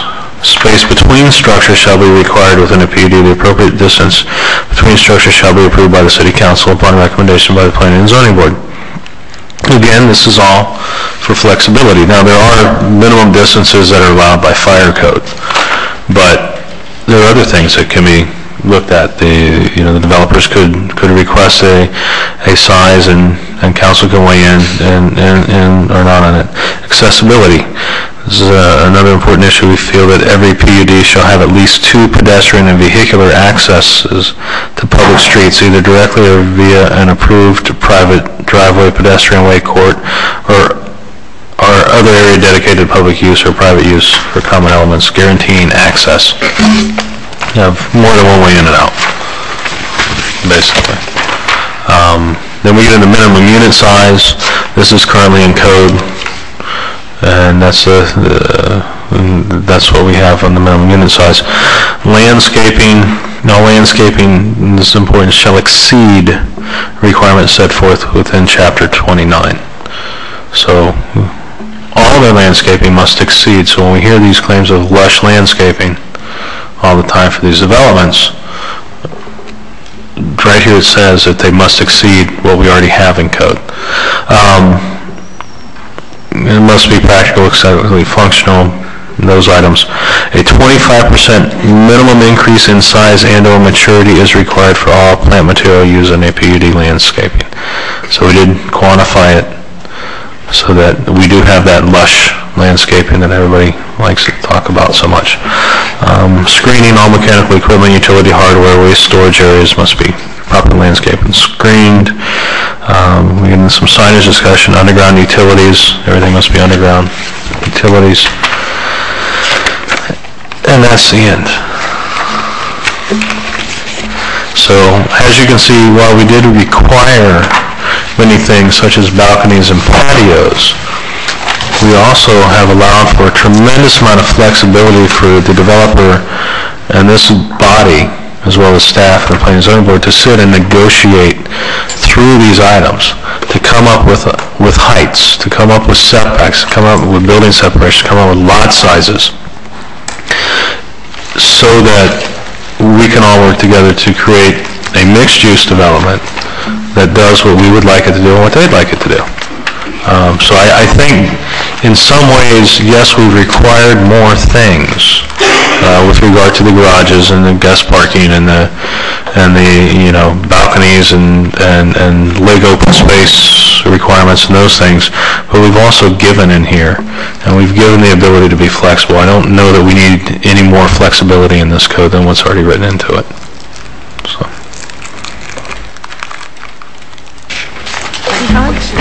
Question. Page 27, number 3, minimum lot dimensions. You say in order to promote flexibility in the layout and design of the PUD, that basically can be reduced to 5625 square feet. Give me an idea or example of that. Like what would necessitate the request to go from 75 to 5625? I can't really tell you. It would depend on what they came in with. If they came through and said, okay, we want to do a single-family community, and we want to have 5,600 square foot lots, but we're going to do all the parking in the rear, we're going to do these things, we're going to provide a nice contiguous park over on this side, some of those items just to promote that flexibility. If you can take in your mind, I know you've been in the villages, but there's an area in the villages that has, I think, basically like where Miss Waldman lives. The homes are very small lots, but running behind the homes... No. My lot's almost 10,000 square feet. Okay, well, maybe it's the ones around the corner from you that... It's Field Lark, there's 6,000 okay, square feet. that's it. That has some small homes, but behind them and next to them is a open space buffer, so they look really large. The homes look... The lots look very large, but it's common space. And for an attractive design such as that, to where you get everybody able to use that space and it makes the lots look much larger, but it's common space and everybody can use it, we could see a reduction in the lot sizes, situations such as that. But it's subjective, and that's the one thing about this code. Mr. Coker talked about having the flexibility, and that it'd be up to the discretion of council. This gives you that discretion. Thank you.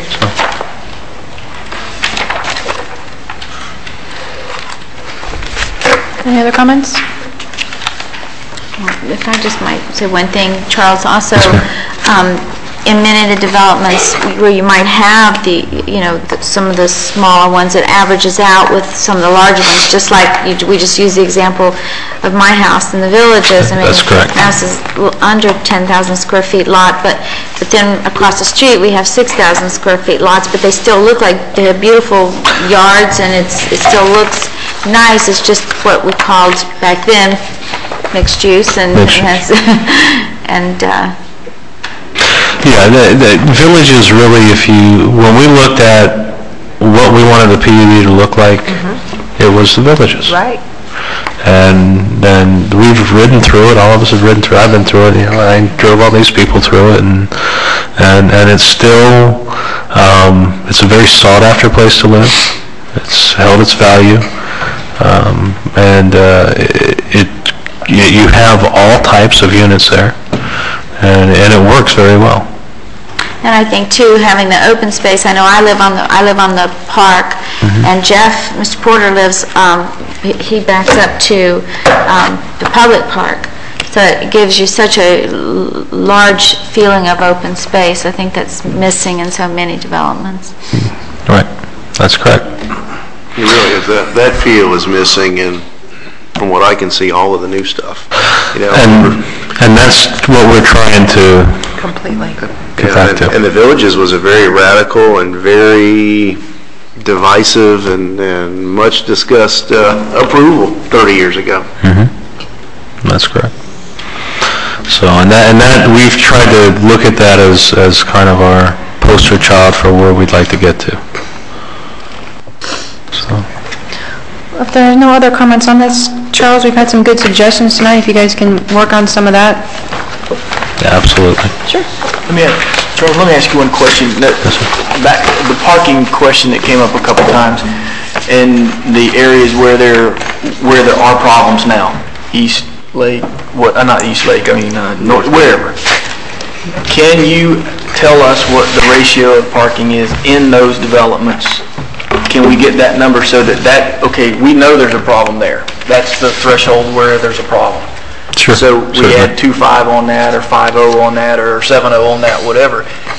We have a problem here with this. That's one of the things that, when you start talking about 0.25 per household and all this other stuff, it's really gray. But when you know you drive into a community where you've got a problem, I'd like to know what the threshold is there, so that we can say we want to be better than that. That's right. Yeah, we can look at that. I can tell you for many of them, they are just above the minimum requirement for parking. They are, probably somewhere around 0.05, to be honest with you. So and we can certainly look at that and come back with numbers. I just think that would be easier for me to understand and be able to deal with, other than some of the issues, the way they're brought forward, because it's not easy. It's not easy to look at. Certainly. And we'll look at some developments that do work. I think, for instance, like Lakeshore works, except in 2 areas where they didn't provide the guest parking. They put it all on one side. But there's some areas where that does work out. Thank you, Chair, Madam Chair. Okay, well, we'll go ahead and move on to the next item. Thank you.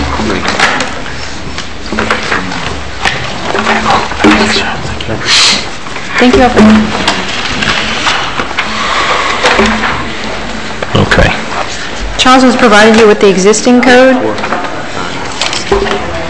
And we were just going to go through, and there are a couple items that we really needed council's recommendations from.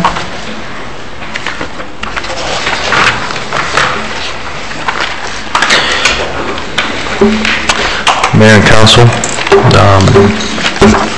staff is request direction on changes to the code governing the planning and zoning board. We have a fairly extensive code for our planning and zoning board, and there are a number of items that, as we read through this, we'll touch on areas where we think that there could be, through discussions with the board, there's items that could elicit some change.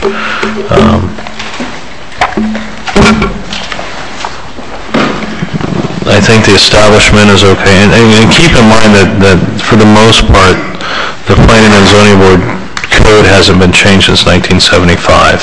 There were some changes done in 2003, but not not much. And that's really, our PUD code hasn't been changed since '75, and that's why we're going through all codes, areas of code too.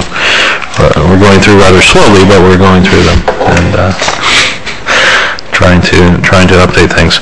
I do want to draw your attention to section 2-173, that's membership, Planning and Zoning Board.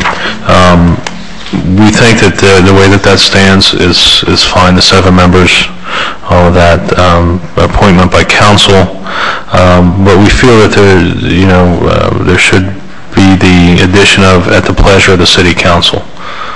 There is nothing in P&Z code about removal of anybody from office or anything like that, so not that would ever be the case. I don't think there's ever been a case of that in the city. But all boards generally say serve at the will or pleasure, or what have you, of council. So that was one of the items. Appointment and compensation, we feel pretty good about that. And the terms of office, this is one that we really wanted to discuss. Board members serve a 3-year overlapping term. If somebody resigns from the board, as we've had recently a lot of resignations, when somebody is reappointed, they're appointed to fill out the remainder term of the individual that was appointed.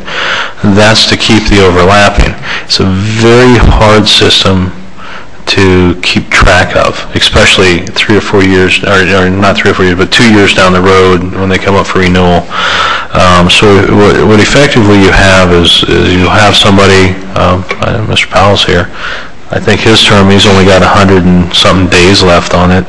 Then he's going to have to be reappointed, and he's reappointed for a 3-year term. Then if you want to reappoint him again, it has to be the difference between what he's already served and the 3 years. And it's just, it's just a problematic scenario. I had thought that maybe it was possible to say 3 years, everybody's appointed for 3 years. I know that Susan has had some concern with keeping that overlapping status in there. I don't know the best way to do that, but for simplicity it would be people, it says, shall serve as 3-year overlapping terms.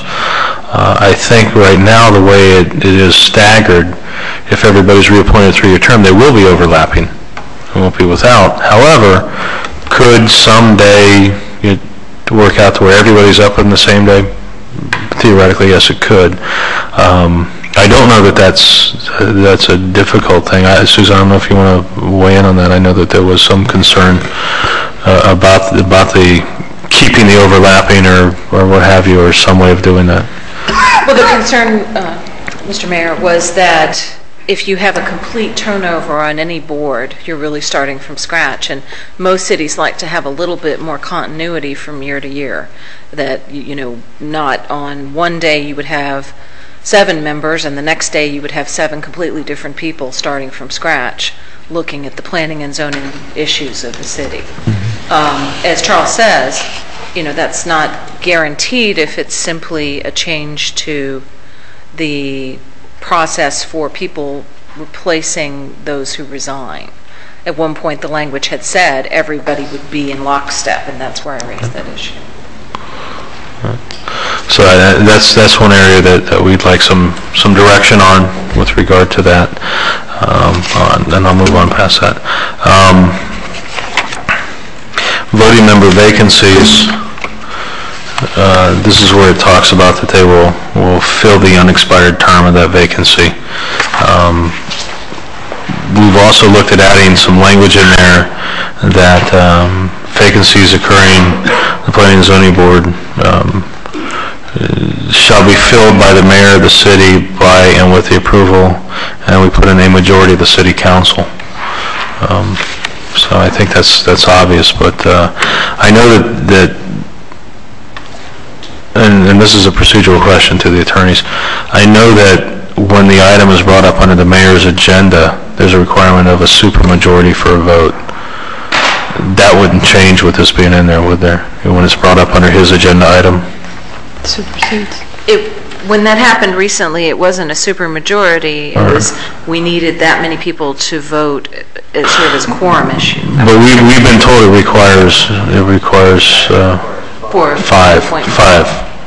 When it's under the business. When it's under the business Only of when the it's under the mayor. reports at the end of the meeting. Okay, Right. yeah, Because it so- supersedes. Well, clearly, we're not changing that here. If you Yeah, wanted that's to, what I'm saying. you could. That would be a whole other section of code that would be changed. Okay, yeah, I just wanted to clarify that.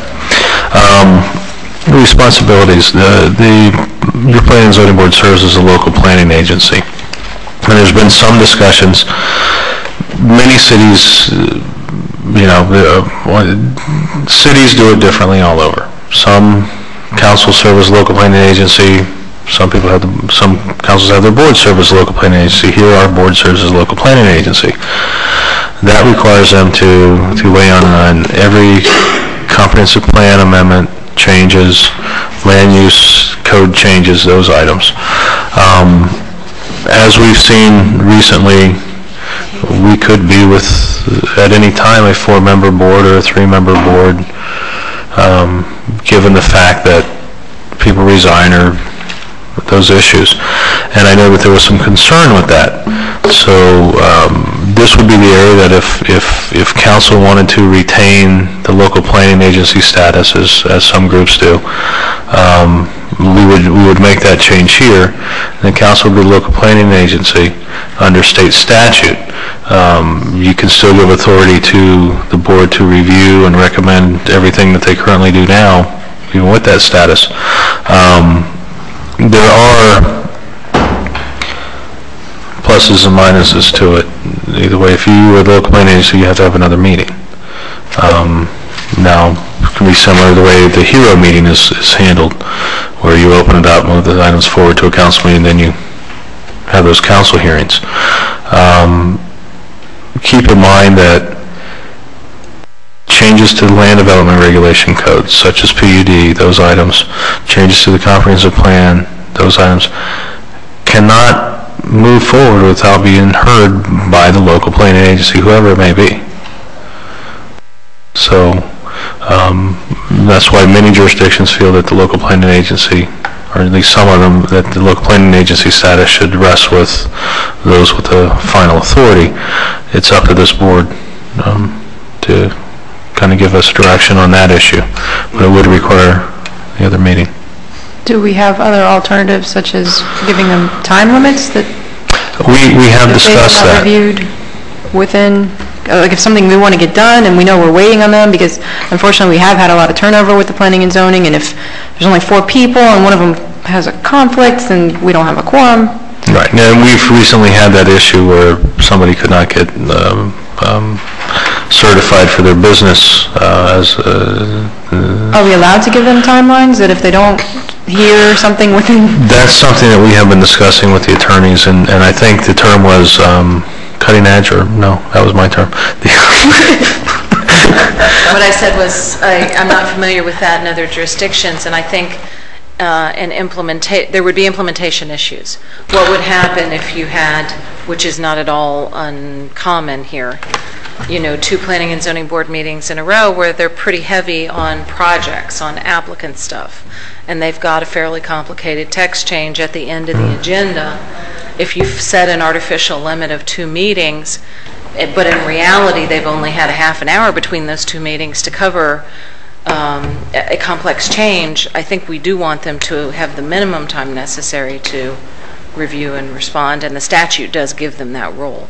So I think the devil's in the details on that concept. We could try to work on something. Charles just brought it up right before the meeting. We could give it further thought. Mr. Losner and then Ms. Wellman. Thank you. Well, my comment was certainly to the extent that final authority now rests in the Planning and Zoning Board, either as P&Z or as the local planning agency, I'm not comfortable with that authority resting with an appointed body that many times, at least in the last year of history, has a hard time getting a quorum.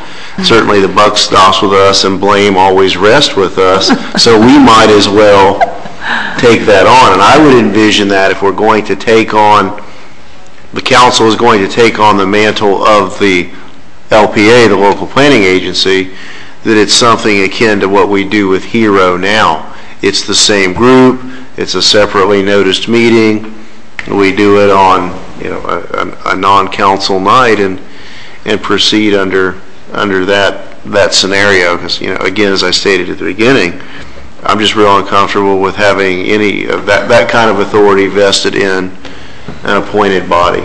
Certainly, but, Right, you know, there's not as much accountability. We are voted in, they That's are right, appointed yeah. by the mayor and approved by council, but, you know, they're not accountable to the general public. We are quite accountable to the general public.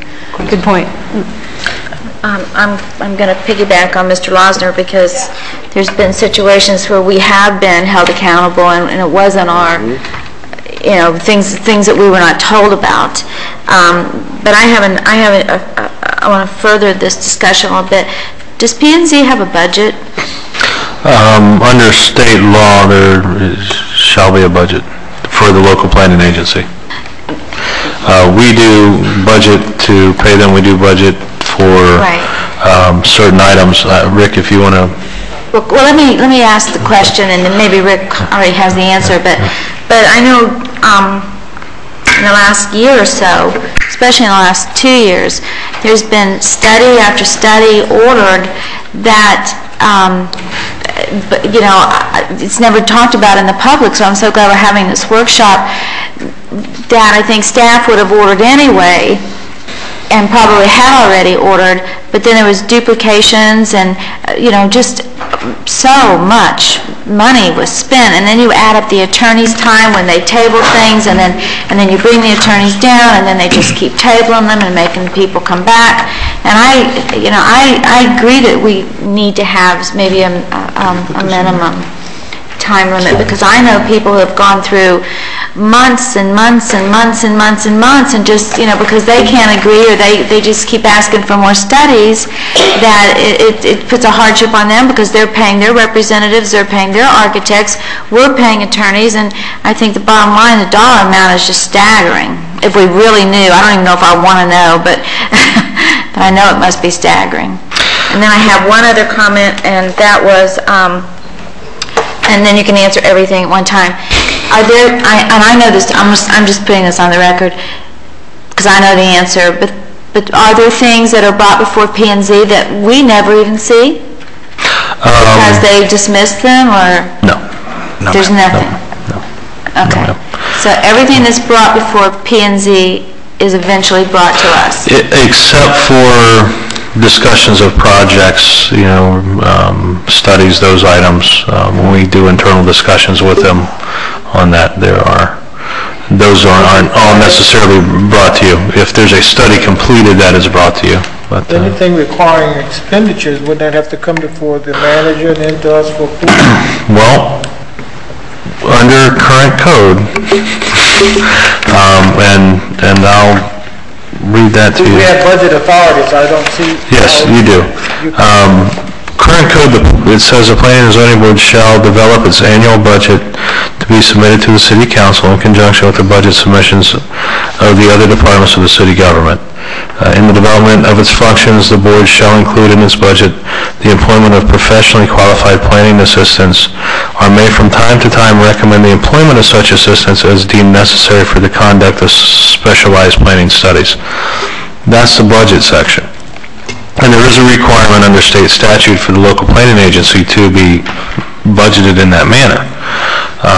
But where that situation, like Ms. Waldman was talking about with studies or things like that, you have under section 2-180, which is on the fourth page, I believe the fourth page, halfway down. Sorry, that's my fault. You have the discussion that process for transmittal of planning and zoning board initiated recommendations to amendments to the comprehensive plan and land development regulations. What this says is whenever the Planning and Zoning Board on its own initiative wishes to recommend changes to the comprehensive plan or land development regulations as provided for in section 2-179, which is the one before that says that they can do that,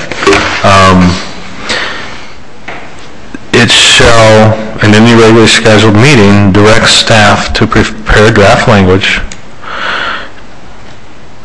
And the attorney shall review it, and it all has to be advertised, and that costs a lot of money. And then it goes to council. And then they will adjourn a meeting that voted up or down, then it will go to council for review. Those are expenses, yes.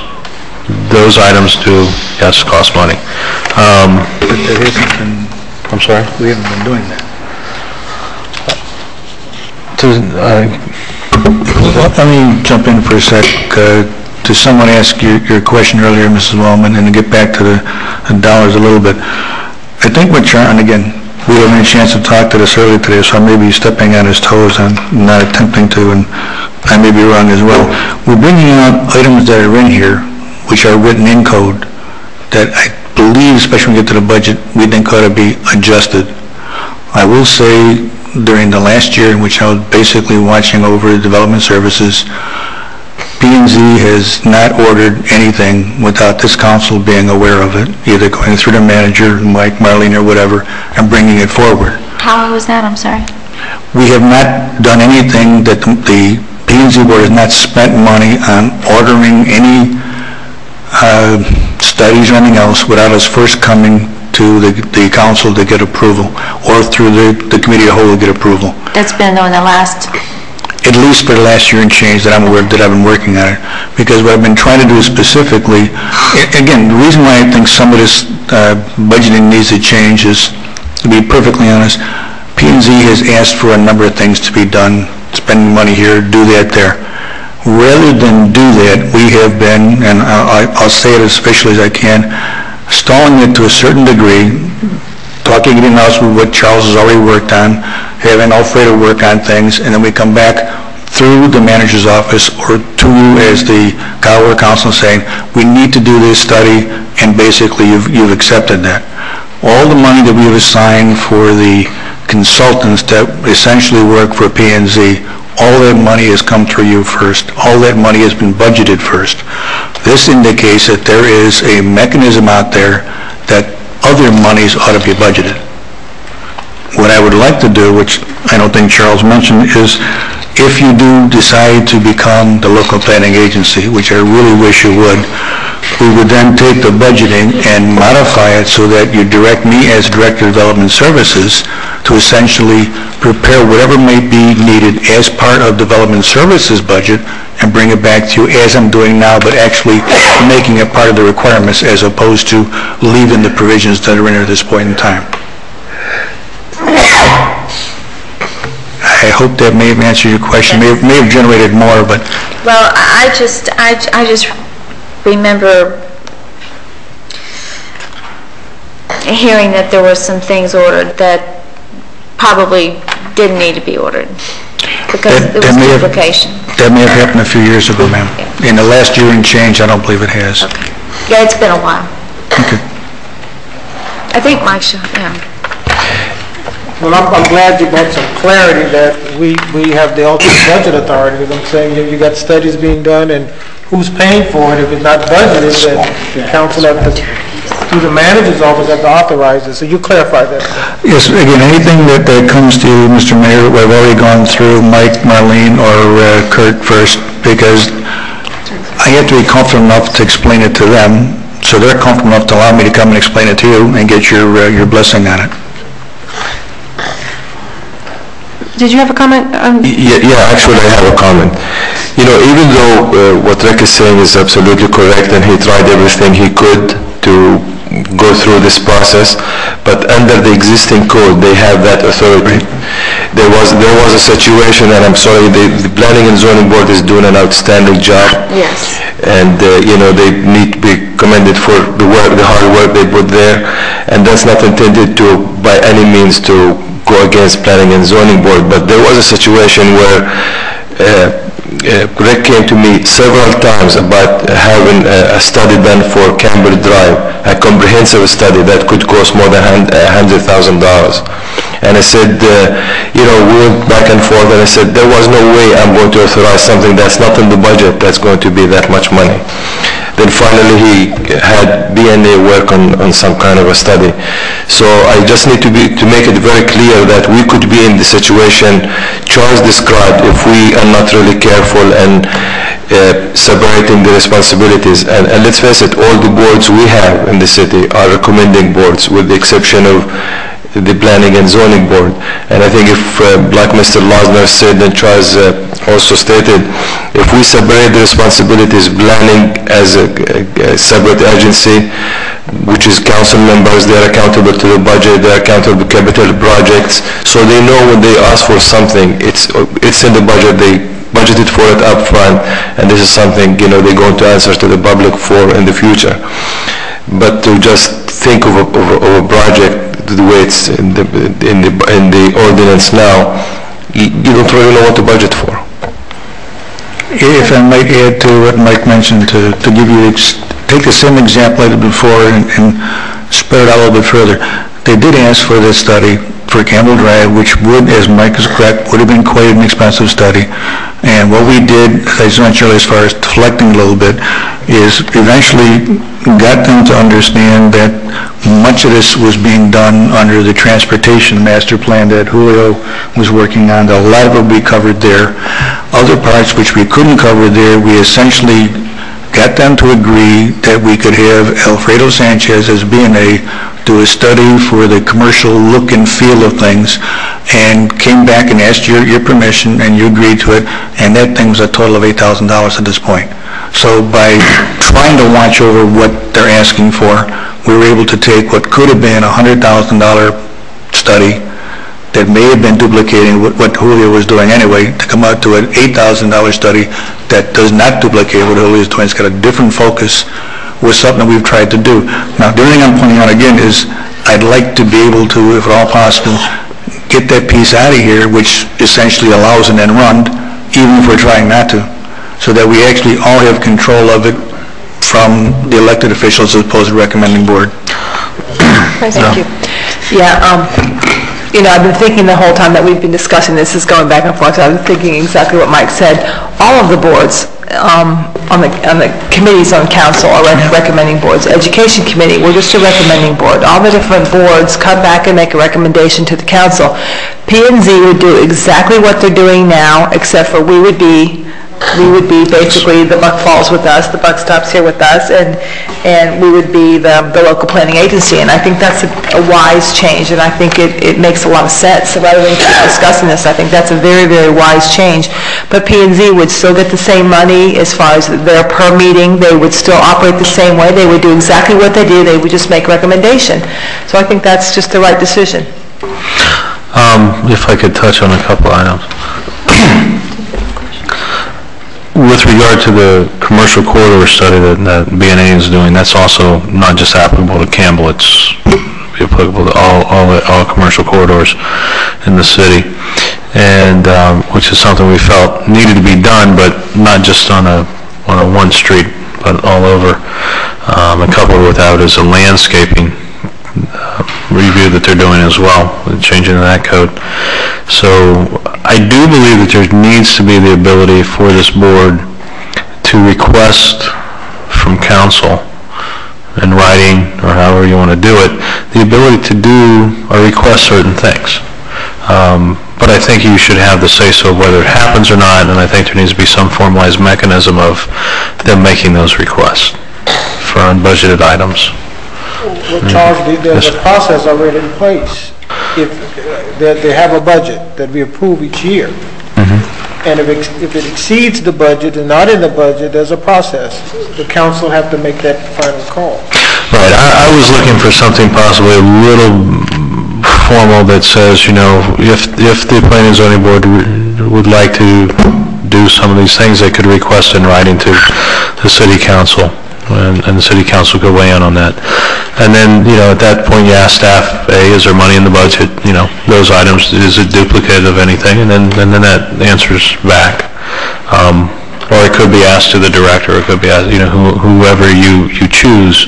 But I just think that we need to put in here, if we're going to take the current budget out, that there needs to be some just line in there that says, that these things can be asked for. and request it in writing, and that would be all. I just want to ask one more question, Charles. I was trying to do some research on the internet today, which is sometimes a bad thing, but I found that most all the city councils were the local planning agency that I pulled up. Is that true? I mean, There's a few. We've seen the cases, and it goes either way. Susan, do you have any these are numbers? just the ones I pulled up. Yeah, I mean, we've seen a mix of it. I don't have a survey, but I do know of, just from my own experience, I've worked with a number of cities that have the city council or commission sit as the LPA. Yes. I think Mr. Lawson touched on it. I mean, if you look at the terms of the appointed board members, they exceed everyone's term basically in the upcoming election except for 2 individuals, because they're given 3-year terms, correct? Yes. So the mayor doesn't get a 3-year term as an elected representative. So there's a little bit, we talk about the accountability issue. Okay, so from that respect, in an election, there's only 2 people that will be elected that will exceed the 3 years allowed given to any of the appointed board members. So that's a little bit of an accountability question that kind of looms around when you put so much responsibility on those people as well, because the magnitude of what we're going to be dealing with, the city's not going to get any smaller. It's going to get more complicated. These meetings, I know some of them start at 8 o'clock in the morning, they'll run till 12, 1, 2 o'clock in the afternoon. That is correct. Two a month. You're supposed to have architectural professional, legal professional, business community, and just general community appointments to that board. Now, I don't know how many people can really give up a full day or 3/4 of a day or half of a day out of their business schedule. So I think we're maxing this board out to the point where you can't necessarily rely on the ability for all these board members to stay in those positions. So, you know, if we were smaller, like we've always been, maybe when I was on the planning and zoning board, an hour and I was gone, and that was acceptable for my employer at that time. So, I think we need to be concerned with the accountability side of it, because I mean, obviously, the jobs we do are based on the feelings that we get back from the community in an election year, and there is no real accountability except to the elected officials that would, in this case, most of the board members would outlive the elected body in their appointed positions, could possibly be. So I think it really does boil down to accountability. I think we're overwhelming the board members, and I think that it's just too much. And they have, as a board, been able to bring a lot of good things forward. But in the absence of being able to deal with it all, they get overwhelmed sometimes and bogged down, and then the process stops. So if there's a way that we could take a look at this and share the responsibilities some way where the board can still continue to function in a capacity, and then the elected board obviously has the final say-so, get some of the final say-so on the elected board quicker, and the planning process with the developer to some degree, that's been really working well in the planning and zoning board. There's been give and take there.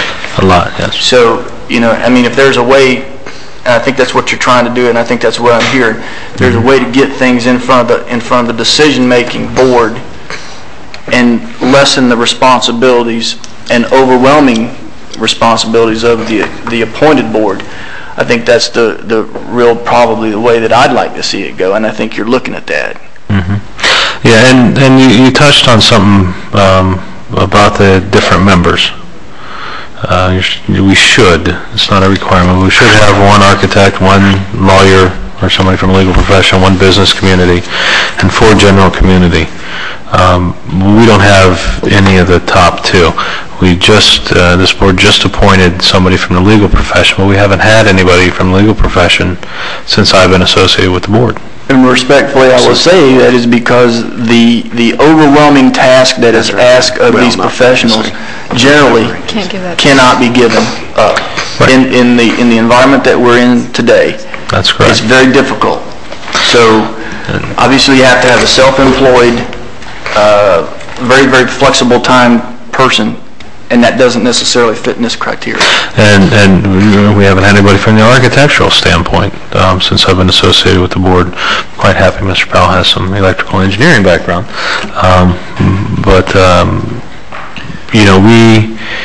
It's very difficult when you have a board that meets twice a month, because we have to meet twice a month to get through the workload. It's just impossible to get through the workload. We could probably meet 3 times a month and still be pushing it. And they run from, like you said, 8 to 11 to 12 to 1 o'clock twice a month. That is a significant amount of work. The other point that I think that is interesting, when in the planning and zoning board discussions, they're generally during the day. Generally, unless you have a direct effect issue on the table, most of the public is not there. Right. So, if there are public issues, obviously they generally follow the council decision more publicly. And they're generally, the council's meetings are generally held in the afternoons and evenings, because obviously we're paid to be here considerably more than, not by much, but considerably more than the planning and zoning board is. But not by much. On an hourly basis, probably less. Well, they get $50 a meeting, so if you factor it out, you might not be. I don't know. Then I take that last statement back. But the point is, from a public input point of view, and having dialogue others than the board members themselves with the attorneys, there's generally not the availability for the public to be there. Very, very rarely. And then, unless it's just an overwhelming issue. So from that point of view, I think it serves the public better possibly to put some more responsibility back on the elected board. So, food for thought. Thank you. Our meetings are much more accessible for the average working person. That's And Ms. Garner? Thank you, Mayor. Charles, I think probably a lot of the delay in the last year and even a great deal of the expense has been deferral issues and asking for studies, or we need to know, that sort of situation. I'm wondering, and just, maybe a question or food for thought for later. If we're going to take away the local planning agency mantle from them, and I'm kind of picking up that I think there's a consensus that we need to do that, is it possible to accept, in the event of a staff or applicant's request for a deferral, take away their authority to even defer a matter? You're going to have to approve it and move it on, or deny it and give us, and if they denied it because they felt they needed more information, make that available in our package. I mean, and the staff analysis and the packages that are prepared for each of these items is just light years ahead of what we used to get just 3.5 years ago when I was on P&Z. It's just an amazingly different world. It would seem to me that there would be rare circumstance where they would really need to be a board-initiated deferral of any matter, that maybe it should be, if we can somehow constitute it such that it either has to be a staff request or applicant request or applicant consent with staff to defer. Otherwise, it's going to have to go forward with the information that the P&Z board has before it. There could be some times that it is needed, and that could be accommodated with a staff request, I suppose. I think there might be some good reasons for the board to request it, as Susan had suggested, if there's textual changes or code changes that maybe they didn't have time to get through. Bring it back for the quasi-judicial land use, approve our pod, approve our PUD, what have you. The times where they have deferred those items, they have deferred when they've requested the applicant to go meet with the landowner or with the surrounding property owners. And I said, we'll defer while you go meet with them, and you come back next month and we'll talk about it. That's your discretion if you want to look at that. Now, again, they said that's something that they could look at us and say, is that the deferral that you're okay with, or would you, the developer, would you defer it based on that matter? But we have had 4 or 5 different very volatile situations worked out with those deferrals, and it's worked out for the best. But again, we did have one code change that took 28 hours of meeting time too. So, with numerous deferrals. So there's both sides to the sword here. And certainly the neighborhood referee is probably one of the best uses of a board order deferral, and nothing else that keeps that playground dispute out of our chambers. Well, I will say that it worked out excellently with Redland Reef. Yes. Extremely. I was there. And it's worked out quite a bit right now on an issue that's happening between Eastlake and Oasis with the swapping of 2 pods, and so we get compatible unit sizes next to it. And so, I mean, it does have some benefits. Madam Chair, council members, I actually like Mr. Lasner's recommendation. I never thought of it, but it's really, thinking about it, it's really an excellent recommendation. And the board could be always, could always say to the applicant, you need to do the following things, and whether you ask to withdraw your application or we're going to deny it. And the city will just automatically be in a situation where an application could be deferred several times without having staff or applicants control over it. The package could come to us that it's approved subject to the meeting with the neighborhood, or you could also look at a limitation of deferrals, like no more than twice, or some issue like that. So, or one deferral, or what have you. What's to say that the board has to make a recommendation? They can send it forward absent of a consensus of a recommendation. Obviously, at the council level is where the final say-so is. Code says they have to make a recommendation. So, if you can't even get a quorum, or if you can't keep a quorum and you can't get a recommendation out of the board because it's a 2-2, or whatever the numbers are, then does everything stall out? No, if there's a vote and it's tied, that's just a no recommendation. It's a recommendation for no. So okay. Well, that doesn't make sense. But okay. It just moves forward. That's right. So I would just caution us to be careful with going too far in terms of taking authority away from them. And I say that because they have been a tremendous buffer for this council. And I think I get a lot of pleasure out of reading the minutes, and they've, in most cases, been very detailed and asked some very appropriate questions that we don't have to repeat because it's there, and we have that information available. So I don't want to take that buffer from them. I just think if the issue is hard enough and staff think it's appropriate that we intervene, I think we have that authority now if we take it over the planning part. You understand what I'm saying? Well, but I think we need not to just cut them in half like that. What I would say is, if this board were to become the local planning agency, at any given time, you could just move that forward. We can move it forward. Yeah. Any of those issues, you can move forward. What gives them the ability to continue to hold issues back from coming to this board is the not going through finally with the local planning agency. If this board was a local planning agency, and let's say for matters, they're holding something up because maybe they just don't want it to move forward, or for, I don't know, who knows what reason other than not the good for the community, but for some other reason. This board, being a local planning agency, at least in my understanding, could just circumvent that scenario If we get the direction to draft the council as the LPA, that'll have two effects. First of all, the statute says that the LPA has to make recommendations. So in response to Councilman Porter's question, that's why the code currently reads the way it does. If they're no longer the LPA, that's not a statutory constraint upon us, and we would have more of a blank slate on which to set up a set of rules and functions and criteria for what we want the Planning and Zoning Board to be for our city that would not be controlled by those statutory minimums.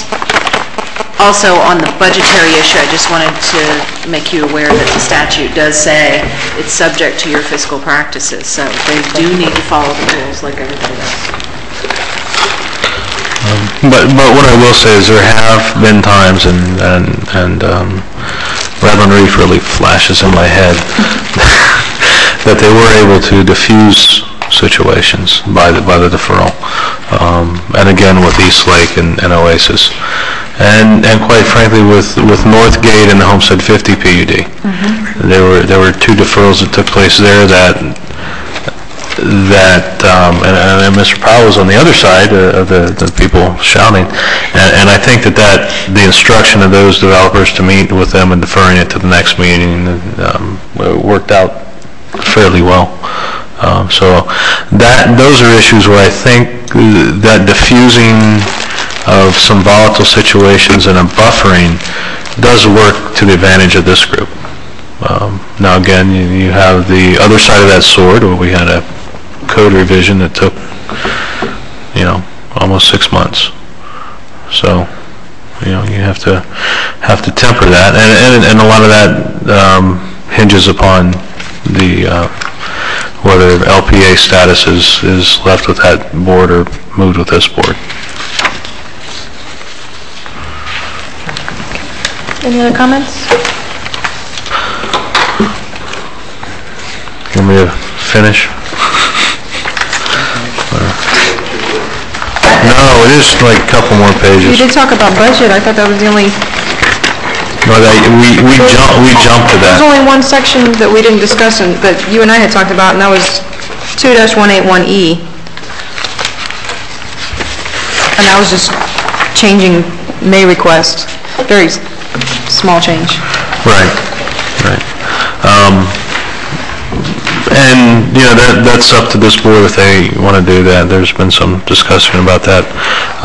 But what was put in that's a fairly new area that was put in this code, that upon request of the Planning and Zoning Board, the Director of Development Services, or the Director of Development Services Department, each meeting of the Planning and Zoning Board shall include a briefing by the Executive Director of the Community Development Agency of HERO or his or her designee.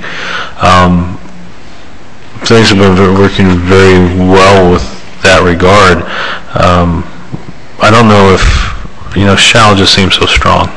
Right, like it's required every meeting.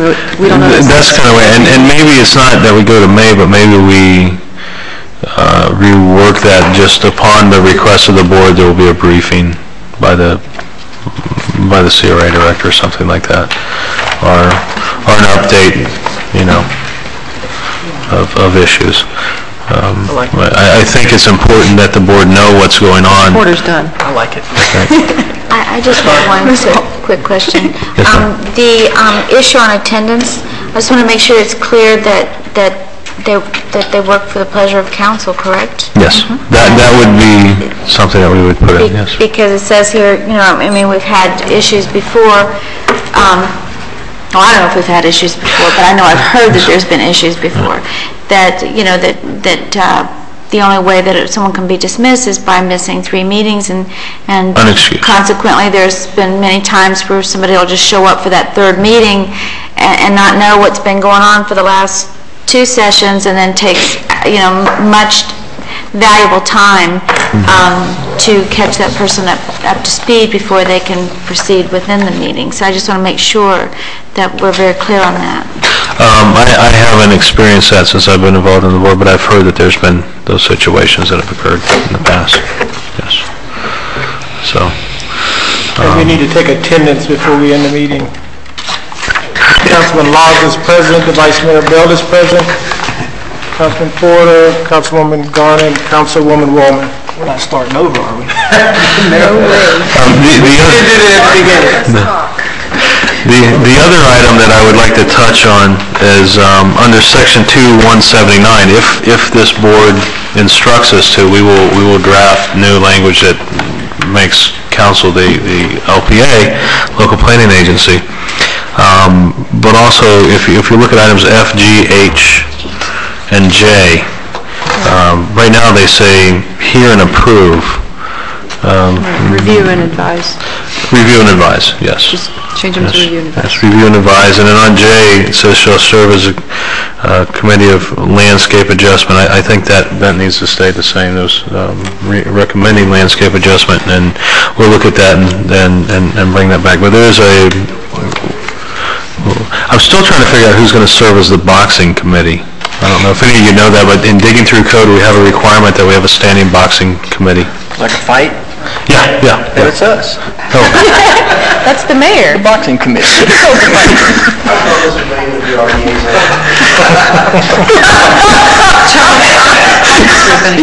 Charles, were you going to touch on L? On L? Or shall I? I haven't flipped the page yet. Okay.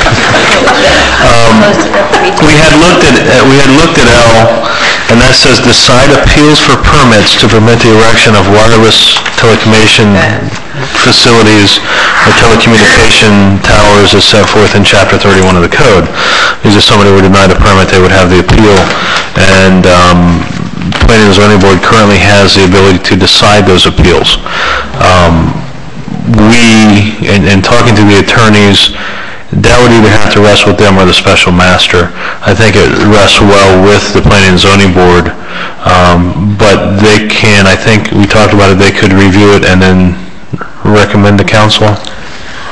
Well, this deals with Chapter 31, which Gary Resnick of our office has worked with you on the telecom stuff, and we looked at this provision with him, and he wanted to leave the Planning and Zoning Board as the appeal deciding body, because then we can have another layer of appeal from that body to you, and just as on your applicant items, you like to have all of that factual back and forth and questioning happen at the P&Z level, so you don't have to see it at the city council. It could happen the same way with these types of appeals. Oh, absolutely. Absolutely.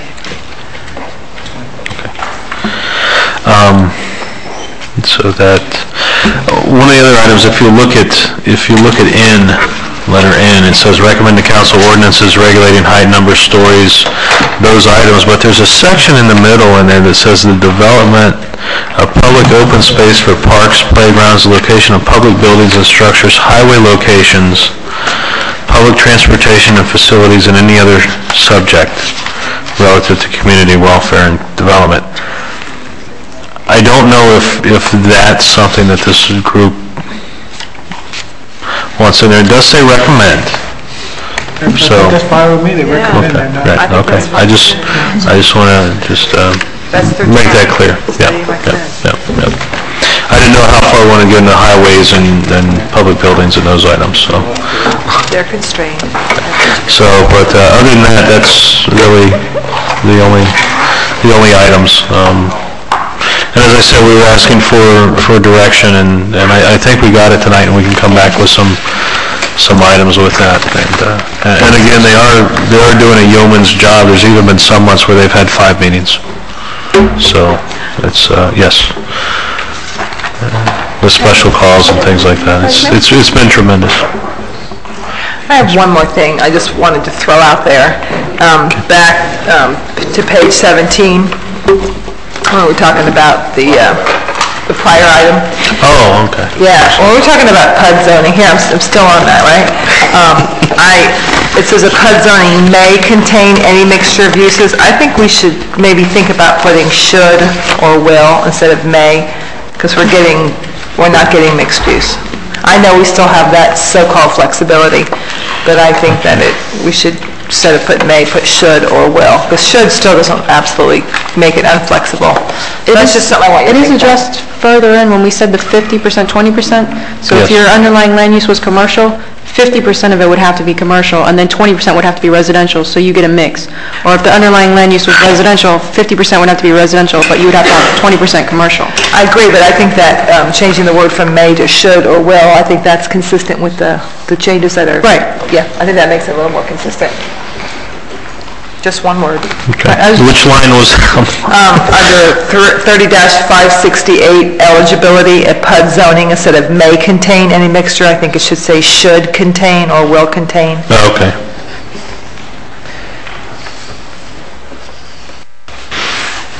Okay.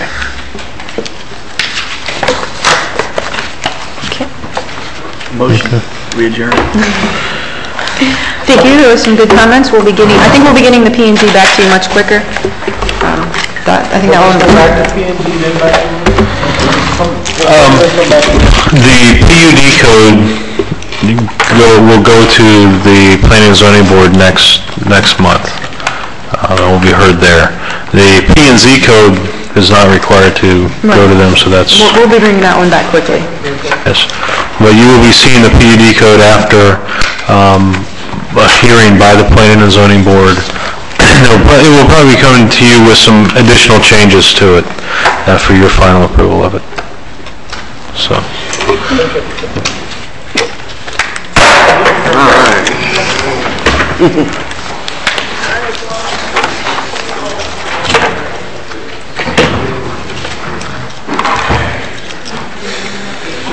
Hello.